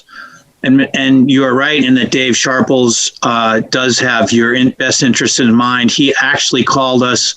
I had a very good conversation with him. I went out there the next day to make sure that we were not inappropriately filling in that wetland. The wetland was intact. There was an extension of the wetland, which was not labeled wetland, which maybe is what you're referring to, a lower area on the right side as you're staring at this plan right here, where some stumps were piled adjacent to it and some bark chips, which may have looked like we had filled in a section of that, but the wetland that is labeled on the plan was intact and we hadn't done anything to that. The current proposed plan is very similar shape to the Merlot cottage, but it's as if you shrunk it by about 10 feet off the back property line. So it is roughly 1,700 square feet, and I think the proposed rectangles are 28 by 60, which is 1,680 square feet. So it's very similar in square footage to what was originally proposed. So this is, you're absolutely right, deceiving. It looks menacing. That is not unfortunately, as I wish we had set that plan in and Christian had brought that along with them. But we did this almost 60 days ago, and that was the actual footprint that we were proposing at the time. So spending a little more time back there, we want to pull that house back away from the property line. It'll give us a little bit more room back there. And I think the additional drainage that Christian has designed in should work nicely. And please feel free to have your engineer take a look at this if that's what you choose to do. Thank you. That's all. So I'm sure. Am I able to speak or not? Yes, please. Okay. So if that's the case, I mean, and so again, you can see by the size that is what was looking like was going to be in my backyard, 58 by 66, and now you're saying it's 28 by 60 is what I hear you saying? Well, no, I'm sorry. Those are the original footprints. The actual perimeter is 40 by, I don't have the numbers in front of me, but the total is about 1,700 square feet. It's a smaller footprint. And certainly something I can live with much easier. And you're saying that by that would actually be pushed farther away from my property line? Correct. Yeah. You're saying you're going to take it off the back of that shown structure. Correct. Yep. Thank you. And And so again, and I truly do appreciate, and I didn't know that was you that we had that conversation, but having those larger trees, I mean, I consider those my friends back there. They're huge, wonderful, 100-plus-year-old oak trees. And I can also speak, there's been some question about that tree up by the swale, and that still is there, and it is still marked with blue tape. I keep my eye on it daily. So for those of you that were concerned, and I appreciate that as well. So if you're saying that, this is going to be able to be moved forward and further away from my property and not being the 1,700 square foot, and that you'd be willing to put another tree there across that back without taking away some of the other older oaks there. And I guess there's really no way of knowing if the potential owner, what they do with those trees. They still have, once you put them in the same way that you were the buyer, and different plans were done than what Joe Fascioni had back then.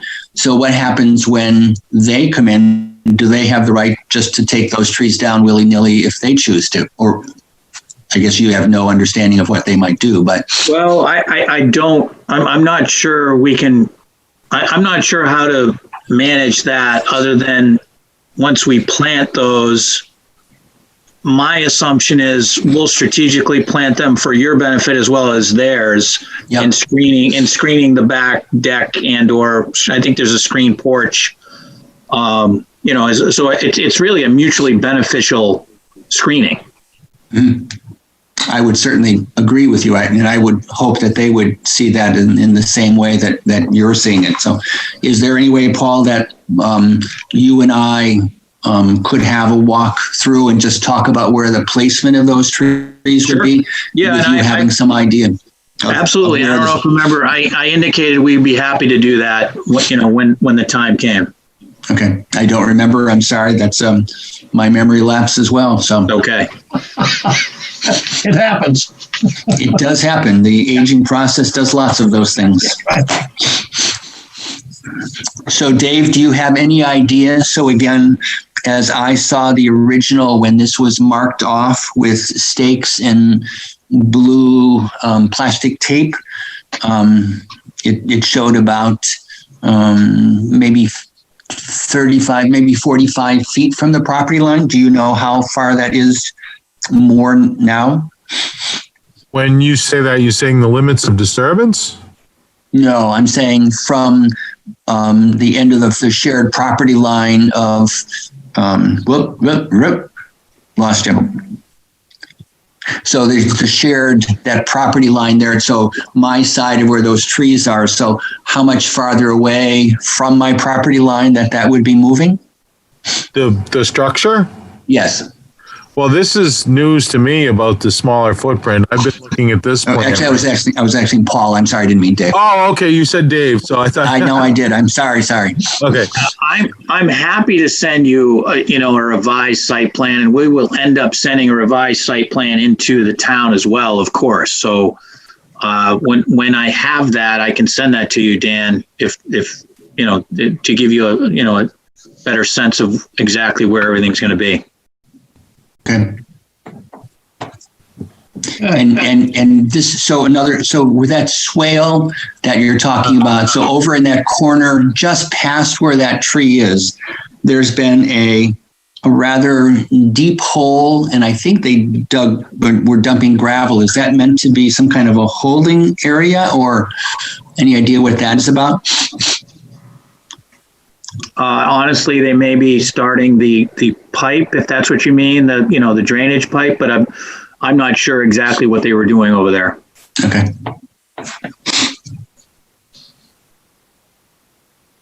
Aaron Brown has his hand up. Okay. Aaron. Thanks, Lang. I had a couple questions about what our role as a planning board is in this part of the process, Dave, because listening to discussion about a house size, I don't feel like we regulate the house size. I I don't feel like we're here to regulate where someone places their structure other than the setbacks that are part of our zoning ordinance. Yep. I think there's been testimony regarding the wetlands already by people more qualified, certainly than me, to discuss those and the impact that's been brought forward. I heard the applicant suggesting additional plantings. I think that's a pretty reasonable trade-off, and we should make some kind of a commitment to that, and obviously making sure the drainage is proper. But I don't remember us limiting the square foot of these houses when we approved this project. We certainly did not and do not do that. We, like you said, it's the setbacks. I mean, someone buys this property, and they want to put an addition on to the setbacks on one of the sides, they can do that as long as it doesn't impede upon any of the planning board conditions. Which is unique about this site is that the planning board, and I think rightfully so, put a condition on the final grading, actually made final grading like mini site plans of each lot because of the issue with drainage, because it's so flat out there. So flat, yeah. My question to Christian, just kind of to that point, was with the size difference, which we don't regulate, but is the swale in the final grading going to stay as shown, and all that's going to happen is it's going to be flat for another 10 feet where there's not going to be a house? Because I want to make sure we're approving a final grading plan that isn't going to change.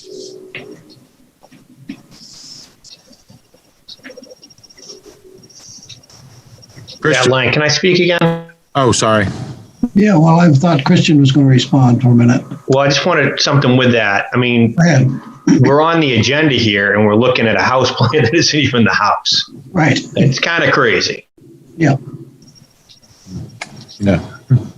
Yeah, and Dave, that's my assumption, and Paul can correct me if I am mistaken. But I think, as he said, it's a very similar shaped house. It just gets shorter in this direction. So my assumption is they would just have a little bit of flat backyard or flatter backyard before the slope. And then the slope would stay virtually what you see here. We may slightly pull the 70-foot contour out a little in favor of that 22-inch oak tree that sits on that south side. But wouldn't that be your intention, Paul? Would be just to give them a slightly larger backyard as the house shrinks up towards the common drive? That's exactly right. And I certainly didn't mean to not have the correct plan here. That 45 or 60 days ago when we started this process, this was the plan. And then now it has shrunk a little bit, but luckily it's very similar in shape. So if the process is that we come back in your next planning board meeting to get a true approval, we can do that. The grading would look very similar to me with a little extra, as Dave has suggested, flatter area in the back prior to the grades, because the house, in fact, is a very similar in shape. And I think that's the way to go. Seeing this, because the whole issue here was the drainage. Wasn't necessarily the footprint and the size of the building. It was the final grading and where that drainage is going to go. And I had a suggested condition of approval that the final grading, as shown on the plans, it cannot change without further planning board approval. But it sounds like it already is changing. So it might be best to come back with a plan that's actually the one that's going to be constructed. Yep. But I would submit, Dave, I think part of that condition was also that staff could make such approvals as well. And I'm hearing from some of the planning board members that they're, not necessarily thrilled with us taking up their time looking at a house design. In the event that the board was comfortable with what we're showing them here and what we're discussing, they could actually just afford you the authorization to approve the modification to the house because the grading is not going to change in any substantial fashion. Then we keep off their busy agenda. I'm okay with that if the planning board is. But am I correct? That's how the original plan, yes, the original plan gave some flexibility for the town if it didn't change the intent at all. Right. There was such a change that was being proposed with the wetlands being filled in and the grading changes, we and the height of the foundation, the finished floor. And so we decided to come back. But yeah, I don't have a problem with that. Okay. Can I say something? Aaron Brown and Pete Steckler have their hands up. Aaron? I was just going to say, from my perspective, if what Christian and Paul Kerrigan are representing is that the actual building envelope, the impervious surface, is going to be less than what we're looking at, then I don't have a problem deferring to Dave if we're comfortable with what we see tonight. If it shrinks, I can't imagine why the board would have an issue with that. Right. Yep. And Pete Steckler. Pete Steckler. And then I'll get back to you, Paul. Thank you, Mr. Chair. So again, I just, based on the previously approved plan, the grading which this board approved, the previous applicant clearly went out of their way to develop a plan with grading that avoided those wetland impacts. And, that was... that ditch was discussed during our deliberations. And it looks like there's plenty of room, or there is room to shift the grading over to the right to at least minimize wetland impacts. That's like the mitigation hierarchy that New Hampshire DES and EPA and the Army Corps of Engineers have to go through, is that first you try to avoid, and then you try to minimize, and then you mitigate. This doesn't look to me, I guess this is a question for the applicant, is can you shift this whole footprint over to the right on this plan to either avoid these wetland impacts or at least minimize them?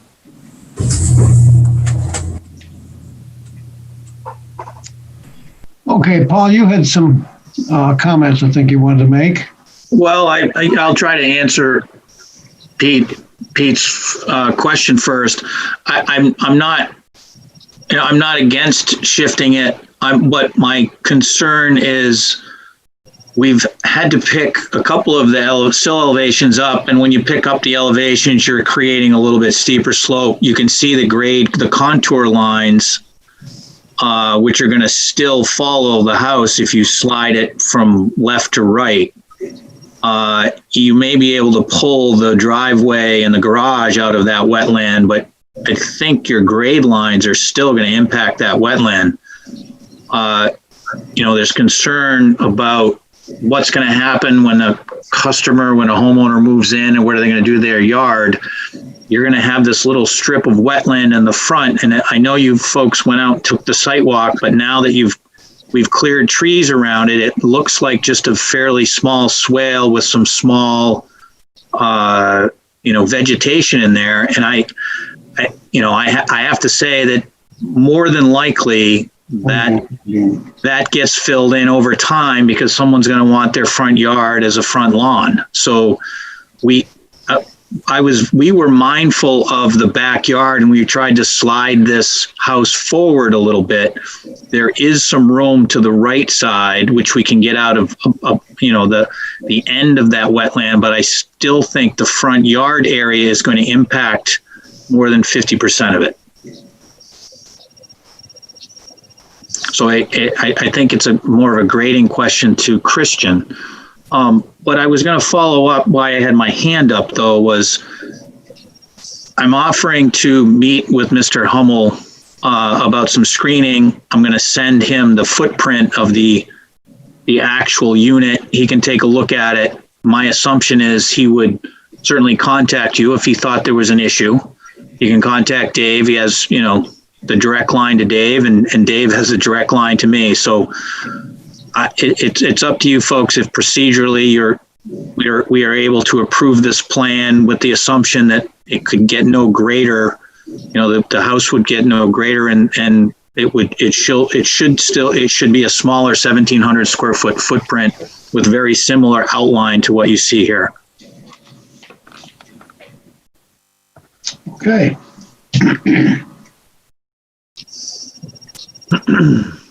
Any other questions? Discussion. Glenn English has her hand up. Glenn. Yes, thank you, Mr. Chair. Just following up on Pete Steckler's comments, and I'm not a wetland scientist, and I am not an engineer either, but I have the same concerns that Peter does about this, and I too would like to see some protection of that wetland area, even if it's only half of it. I think that it provides something for that property, and I think there is some value to it. And whether we can look at it as like a rain garden that would help absorb some of the water that is on that property, it seems that could be beneficial. And it sounds like there are reasons for not shifting that house, or that if you do shift the house over to the right a little bit, that is possible. Maybe not ideal in your minds, but it would be possible. But I'm not convinced that there isn't some worth in trying to protect some of that, because I know that was a big part of our decision when we approved this plan. I know that we did talk about that strip of wetland, and however it was created, it's there now. It's served a purpose in some ways, and I hate to see it just get filled in. And I think if it's made to, maybe there can be some enhancements. Maybe it can be made to function and look more like a rain garden. That could potentially make it a desirable and more aesthetically pleasing area for a future landowner or homeowner. Food for thought. Okay, thank you. Just to note that the planning board, it's not a regulated wetland by the town. We do not consider it a wetland in our regulations because it's a man-made ditch and those are exempt. Okay. The process for filling that in, the regulatory process for filling that in, is to go through the DES state permitting system, and which requires a trip to the local conservation commission, which they did do that, and they went before the Exeter Conservation Commission, who wrote a letter that they have no objection with the condition mentioned earlier. Also, Mr. Hummel's hand is up. Okay, Mr. Hummel. So again, Paul, I have 2 points. So one is the old wetlands is a small ditch. The new drainage that runs behind this home, is that also an exposed ditch? And how does that change how a homeowner would view that versus the other one?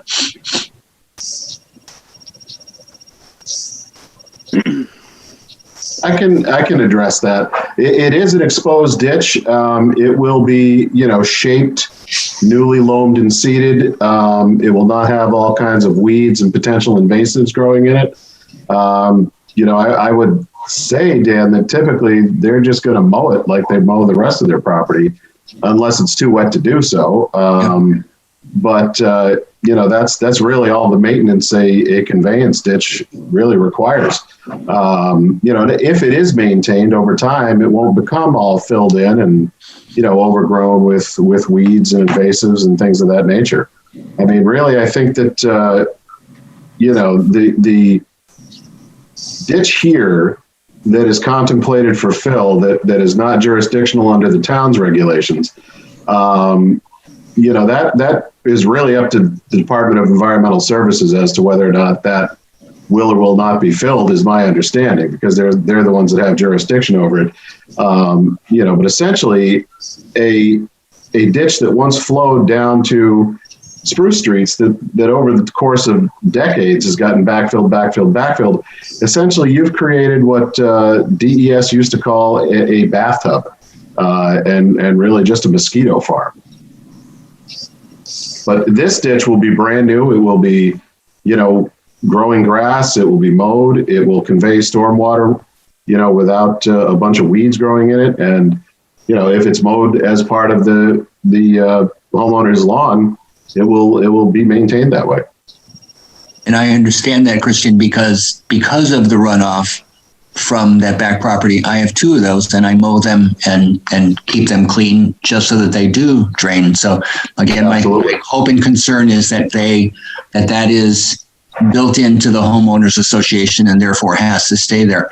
And I want to come back and I want to just in terms of the two, Peter and I'm sorry, I didn't get the other person's name, but that the ditch that is considered a wetlands out there, when it was in its entirety going around the whole woods, it did serve a purpose, but it really is, and I've walked around it a lot of the different times, it's no more than 4 to 6 inches depth, and it will not stay a wetlands anymore because of the rest of that flow there. So it really is simply a weed place that is not attractive, nor does it seem to be in any way, shape, or form. And it was also talking with the person from the Conservation Committee here in town. It's not a vernal pool. It doesn't serve really any purpose anymore. And it's, I would say that it's not, it could not be considered a wetlands, even in my mind, other than when it had a purpose. And I don't see that having a purpose any longer.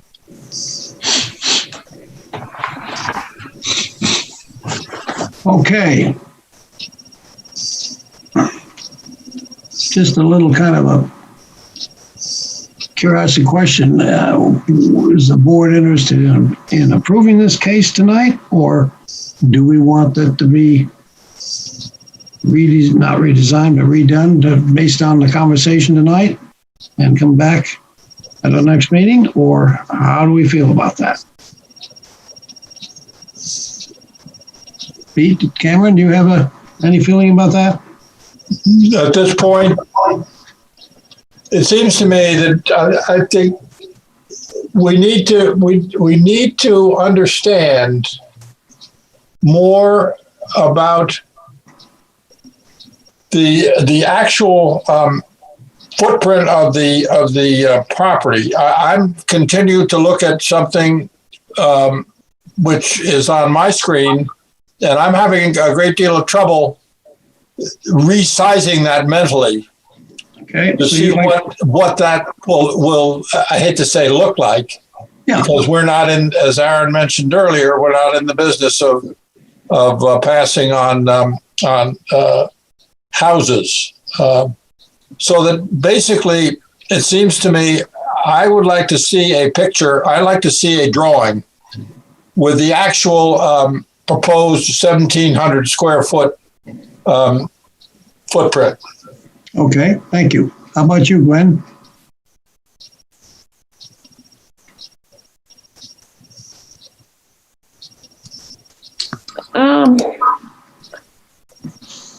if this could be done and not hold up the applicant for more than, I don't know if we could do this at the next meeting if there's time and space for them. I can go either way, but I mean, it would be nice to see it before we put our stamp of approval on it. But You're comfortable. I could be convinced otherwise.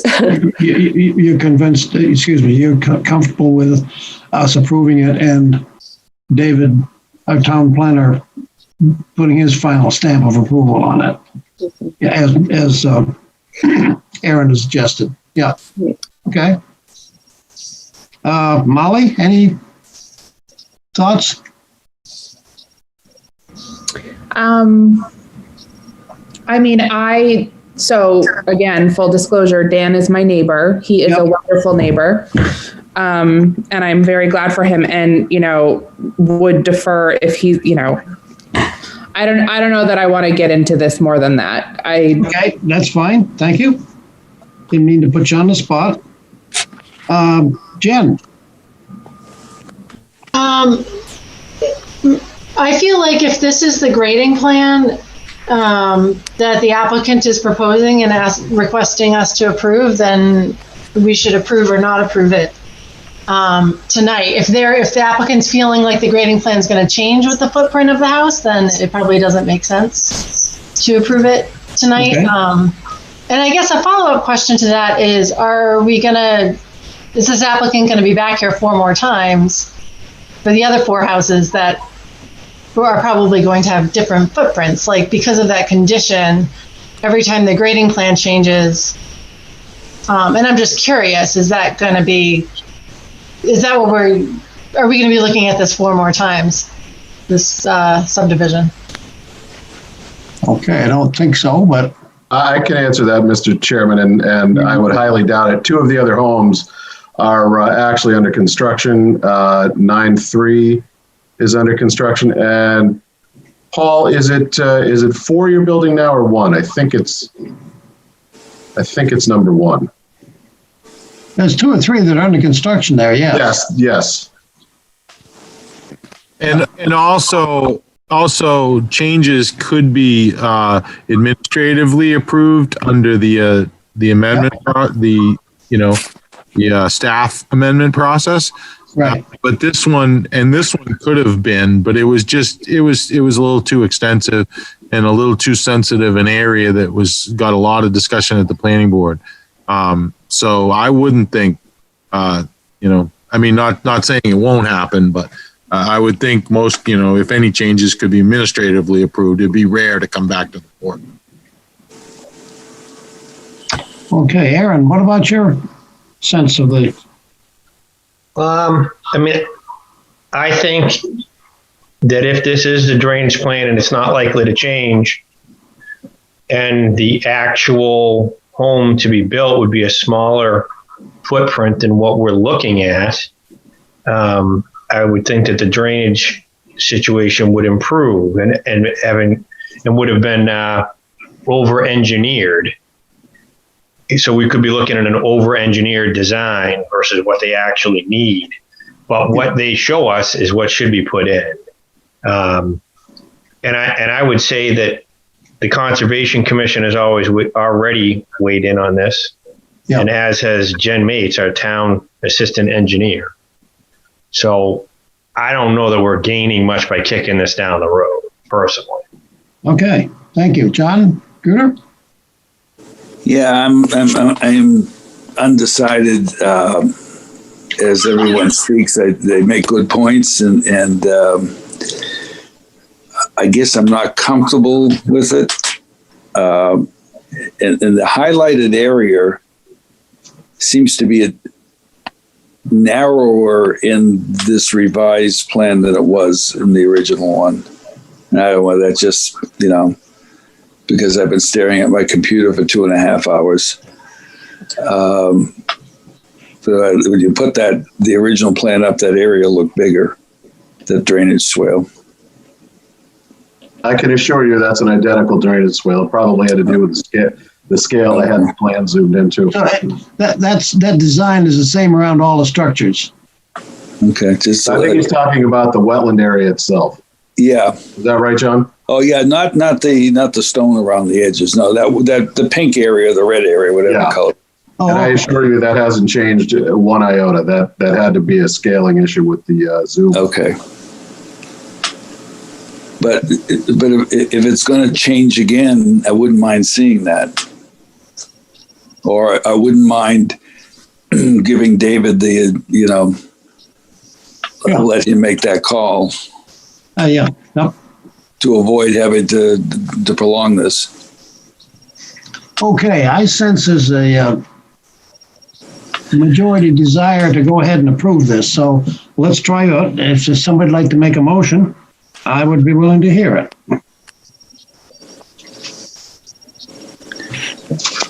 Okay, Dave, do you have any conditions kind of? Yeah, I tried to craft them on the run here because it changed, but after final grading is approved by the town planner consistent with the board's discussion, no change in grading shall be allowed without further approval from the Exeter Planning Board or the town if the change could be administratively approved in accordance with section 14. I'd also add that an additional tree shall be added to the 3 proposed to the rear of the property.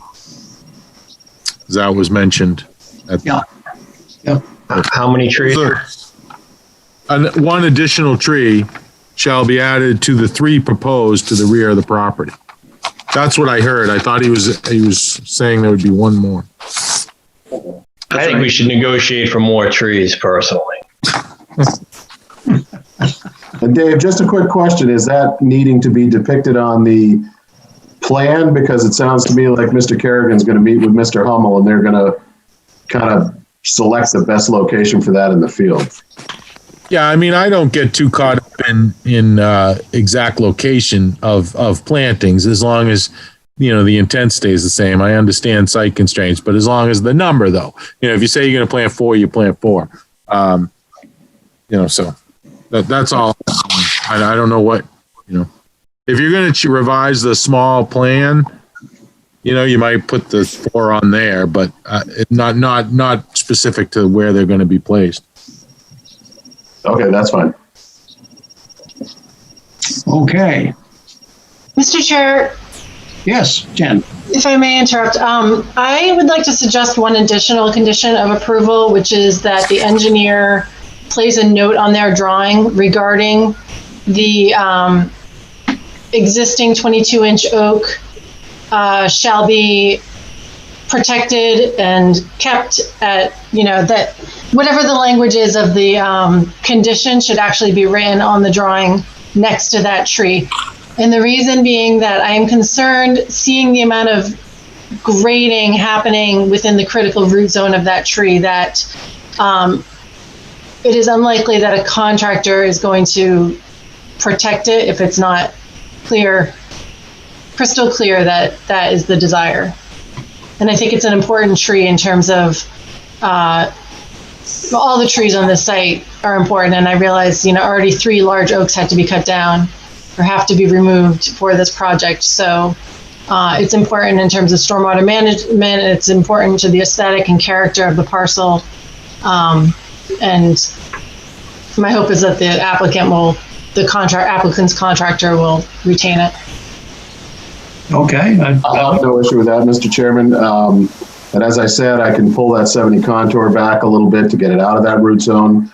And I believe, Jen, that was actually on the original plan set as a note, probably on a prior sheet than this utility plan. But absolutely no hesitation to reiterate that on this plan. And as Mr. Hummel testified, there actually is a blue do not cut ribbon on that as we speak. Excellent. Thank you. Can I was anticipating that if it was brought up, if the others, because it's already, like I read the condition earlier that still applies, but did you state a condition, Jen, or should I?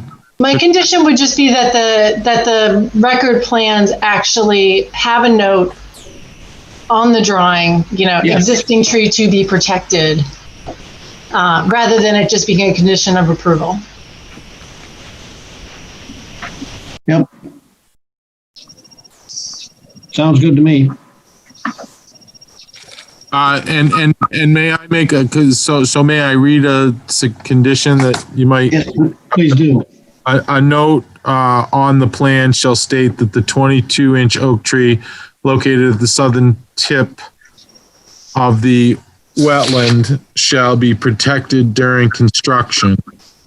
And I could add, usually when we really want to protect a tree, you put a condition that at a minimum orange construction fencing is installed around the perimeter of the tree. That usually really, that's usually how most construction, if you're really going to protect a tree, you kind of, put that orange construction fencing around it instead of just a tape. Yeah, if we can include that as a condition, I like that idea. Okay, so I'll reread the conditions, that condition in its entirety. A note on the plan shall state the 22-inch oak tree located at the southern tip of the wetland shall be protected during construction. At a minimum, orange construction fencing shall be installed around the base of the tree. Good. Sounds good. Okay. Let me close the public session at this point to bring the case back to the board for decision. So I'd be willing to hear a motion for this case.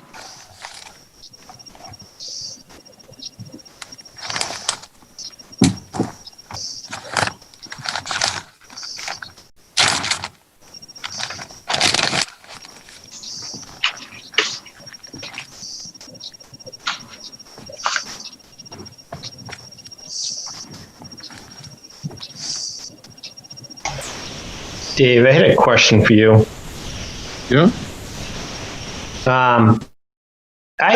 I do think this concern is if this tree would actually survive construction.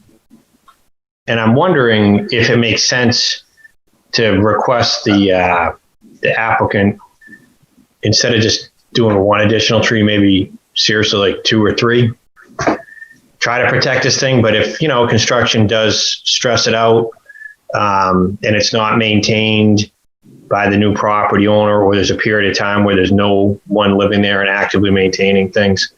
I've had a lot of experience with these types of trees not lasting, and you end up replanting. So I'm wondering if we could get in front of that, if the applicant would be willing to do that or not. Are you meaning the problem? Are you meaning the 4 trees being planted or the 22-inch oak that's trying to be protected? Well, I'm definitely not worried about the 4 trees being planted. I'm worried about the 22-inch oak. Okay. Oh, all right. I got you. Yeah. So how would we do that? Are you saying if it doesn't survive, then more plantings, or should we just say more plantings? Because it might be difficult to enforce if, you don't have to plant them if it survives, but you won't know that for a couple years. It could, that plant, you could have already damaged it and it doesn't show up in the tree for a while. Yeah, I think the cost of throwing a couple more trees onto the landscaping plan of a house of this caliber is not worth a lot of discussion, other than it meets what the board is concerned about. If in the event the applicant, or their builder does their best to save this tree and it doesn't survive. Our intent is to try to protect the number of trees in the town, try to promote additional trees. I think maybe 2 more trees being required on the onset would be a net benefit. They are asking us to kind of go along with filling in some wetlands as well. It does help mitigate that, as Ms. Martell discussed. I think it would be a minimal requirement and request. So you're saying basically change, instead of 1 additional tree shall be added to the 3 proposed to the rear of the property, you could put in 2 additional trees? Is that what you're saying? Or Instead of 1, 3. Three. Two more. Okay, yeah, two in addition to the one already. Yeah. Basically, the condition would read, 3 additional trees shall be added to the 3 proposed to the rear of the property. Yeah, I think that'd be appropriate. I think Christian Smith has an investment in a tree farm as well, so Yeah. he's happy for the business, I'm sure. Only to cut them down for Christmas trees, Aaron. I'll cut them down for lumber. Can I jump in? I'm not sure if I'm supposed to jump in after public comment. Yeah, well, I'll open the door for you to put your foot in for a second, yes? Being the applicant. How about this, Mr. Brown? We're adding a tree in the back for screening. My assumption is that it was probably be an evergreen back there. Why don't we add a 2-inch caliper oak somewhere in the area of that large oak, maybe at the end of what would be right where at the end of the now wetland area as a substitute or a backup if the 22-inch oak doesn't make it. A 22-inch oak is in pretty good shape. We'll put the orange fence around it. We'll do everything we can. We'll, if we have to regrade around it, we certainly will do that to protect it. We're pretty good at doing our best to keep those. So I think if we do one more oak on the end somewhere on that side of the lot.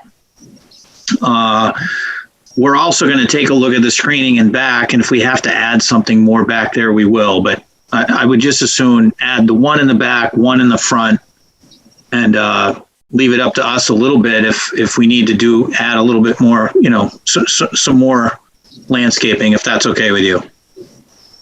Yeah, and the rest. Good. I appreciate that, Mr. Kerrigan. So what I get is 3 would be 2 additions? Yes. Okay. Okay. Got it. Okay. So the 3 conditions, I've read, the one regarding the, final grading, the 22 oak tree and the fencing, and the 2 additional trees added to the 3 proposed. Okay. And Dave, do we need to say anything about us deferring to you unless there's something in your mind significant from here? I thought I already tried to capture that in the first condition when I read, after the final grading is approved by the town planner, consistent with the board's discussion, no change. So that implied that you're giving me the authority to approve those final grading plan. That's good. Yep. Okay. Mr. Chair, I'm prepared to make a motion unless somebody wants to. No, you've got the floor. Keep speaking. Okay. I move that the request of Chinburg Development LLC Planning Board case number 20-18 for a plan amendment regarding new grading on Lot 5 be approved with the conditions as read by Town Planner David Sharples. Is there a second? Please.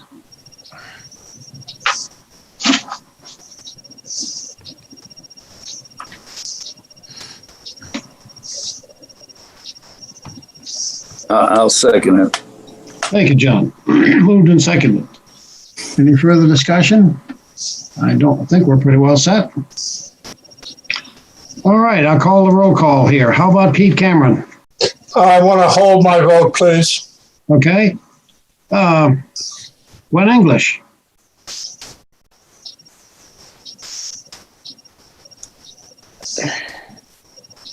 Aye. Okay, Jen Martell? Aye. John Gruder? Aye. Aaron Brown? Yes. Pete, have you decided? I'm going to vote no. Okay, and I vote yes. Motion carries. Dave? Hold on. I've just noticed I got an email from an abutter saying she may have a problem speaking. We were told. I'm watching the meeting, have tried to log in to comment. And I want to go on the record that I have a problem with these proceedings, but I don't know. I don't know what to do about that. This is a new territory with a virtual meeting. Someone that's saying that, I'm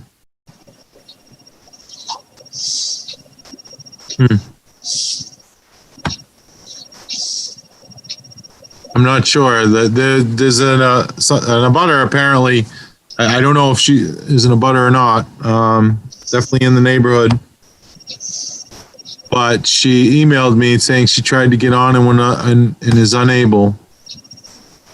I mean, if she's listening now, maybe we can. I mean, there's a number that you can call, and she should show up on the attendee list. Yeah, Dave, have her call Bob Lowacki's number because I'm only seeing Dan Hummel and Jonathan Frank. No, I know. Yeah, she's not on there at the moment, but can you give that number? That's on the agenda, right? Yes. I'm digging through it. I had put it down. Yeah. If you want to access the meeting, if you're still listening, call 603-418-6425. Correct, Daniel? That's the number you're asking them to call? I believe so. Let me double check. It says contact us at Exeter NH 418-6425 with any technical issues.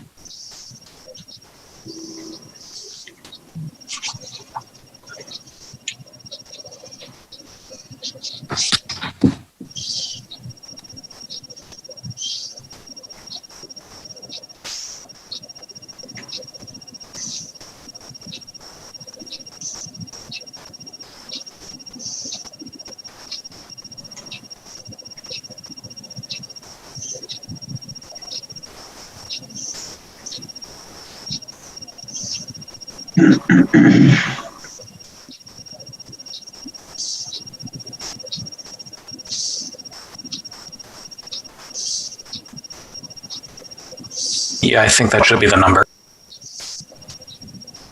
Okay. Well,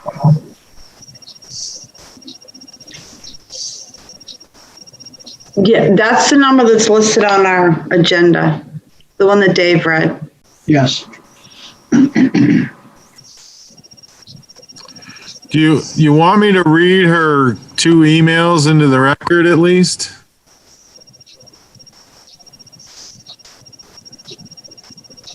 Do you hear me? Mr. Chief? Are we comfortable? Yes, that makes sense to me. Dave, read them. Yeah. Okay. Let me go open up my thing. This was sent at 9:18 p.m. 20 minutes ago. And I'm assuming someone else, Daniel, you're keeping track of the participants list to see if anyone calls in. Yes, I am. Okay, Mr. Sharples, I'm watching the meeting, have tried to log in to comment, and want to go on the record that I have a problem with these proceedings. This isn't a discussion about impact. We were told months ago that there would be no flooding in our basement. Coincidentally, the first house was built behind ours because we didn't contest. Now we are listening to an argument about an oak tree sized house and lawn maintenance for Dan Hummel. All BS. We need to discuss further. I called Maria from Chinburg when I got the abutter letter. She never returned my call. Enough is enough. Sheena Dimson, 69 Columbus Ave. She followed that up 8 minutes ago with an email, subject line, everyone should be treated equal. No, tonight is a case of the developer getting what they want and certain abutters getting what they want more than other abutters. The approval should be based on whether or not it is fair to all of the abutters, not just one of 2. I'm thinking it's or to. I've always cooperated with this development. Now I'm fed up. Do I get plantings? Do I get a fence or just a participation trophy for being a good citizen? I do not approve of this amendment to the original plan. Let Schinberg and Dan fight it out. Sheena Simpson. Okay, that's in the record.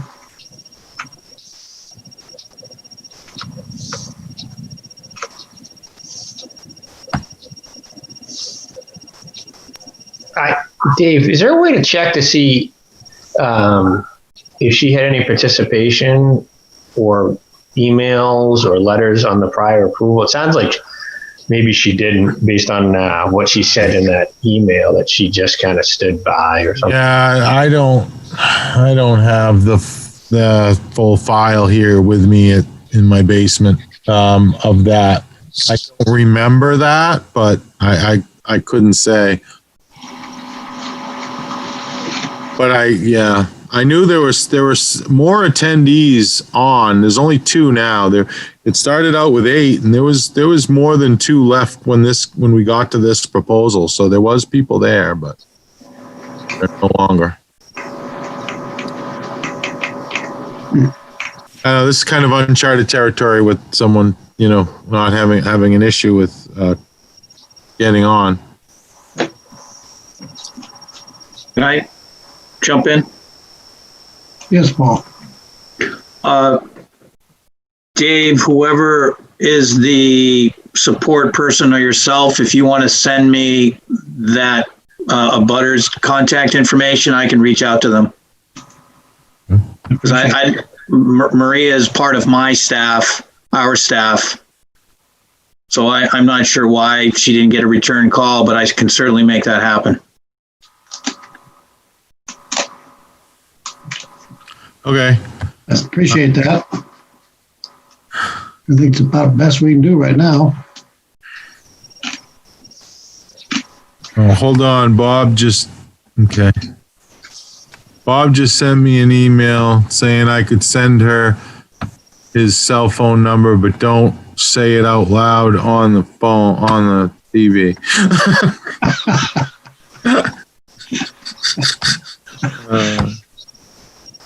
Right. Can you write it on a piece of paper and hold it up?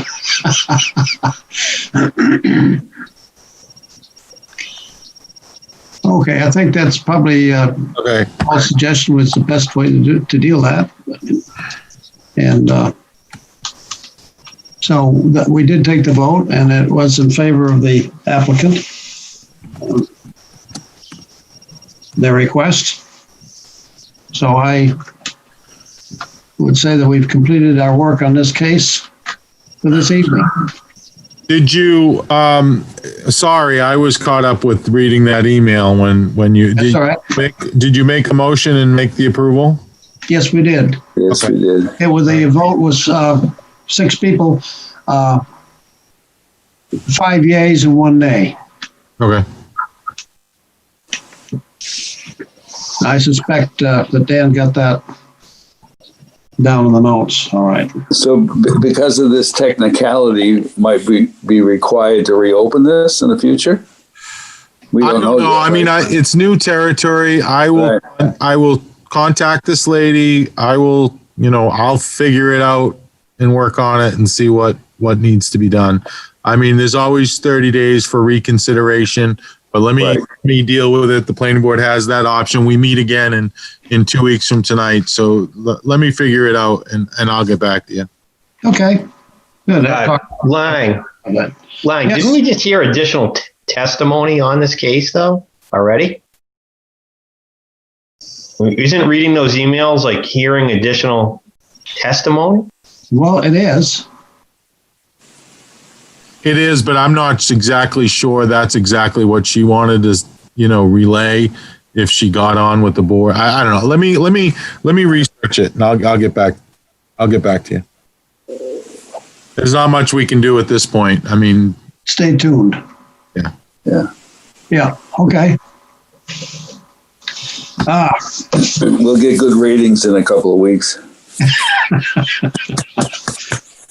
Okay. Any planners items? I do. I know it's late. Just a couple of quick things. The impact fee update, we brought it to the select board regarding the fees. There's two parts. There's the fee and then the amendment. The impact fee went to the select board to gauge what they would be willing to accept, because the select board need to accept and the planning board needs to adopt. That information, I'll present that to you on December 17th. We're also discussing it at the Master Plan Oversight Committee tomorrow morning.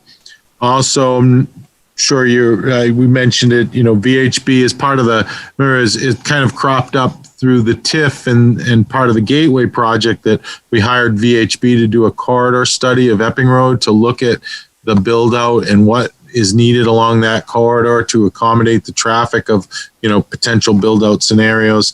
And that is wrapping up, and they should be going in front of the select board to give them a presentation soon, and I'll keep you plugged in on that.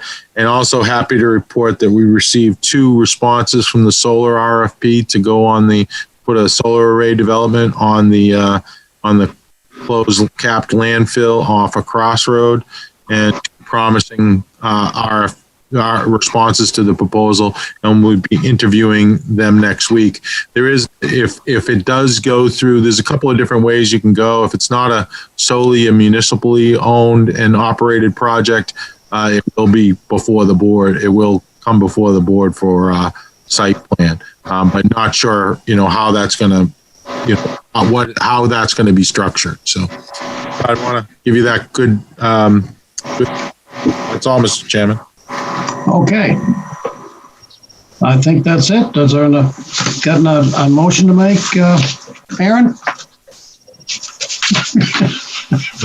I make a motion to adjourn? Is that? Okay, thank you. And then a second. Yes. Okay, Pete, you did it. Thank you so much. We stand adjourned. And thank you for your attendance tonight and our new experience. Good night. Good night, everyone. See you in 2 weeks.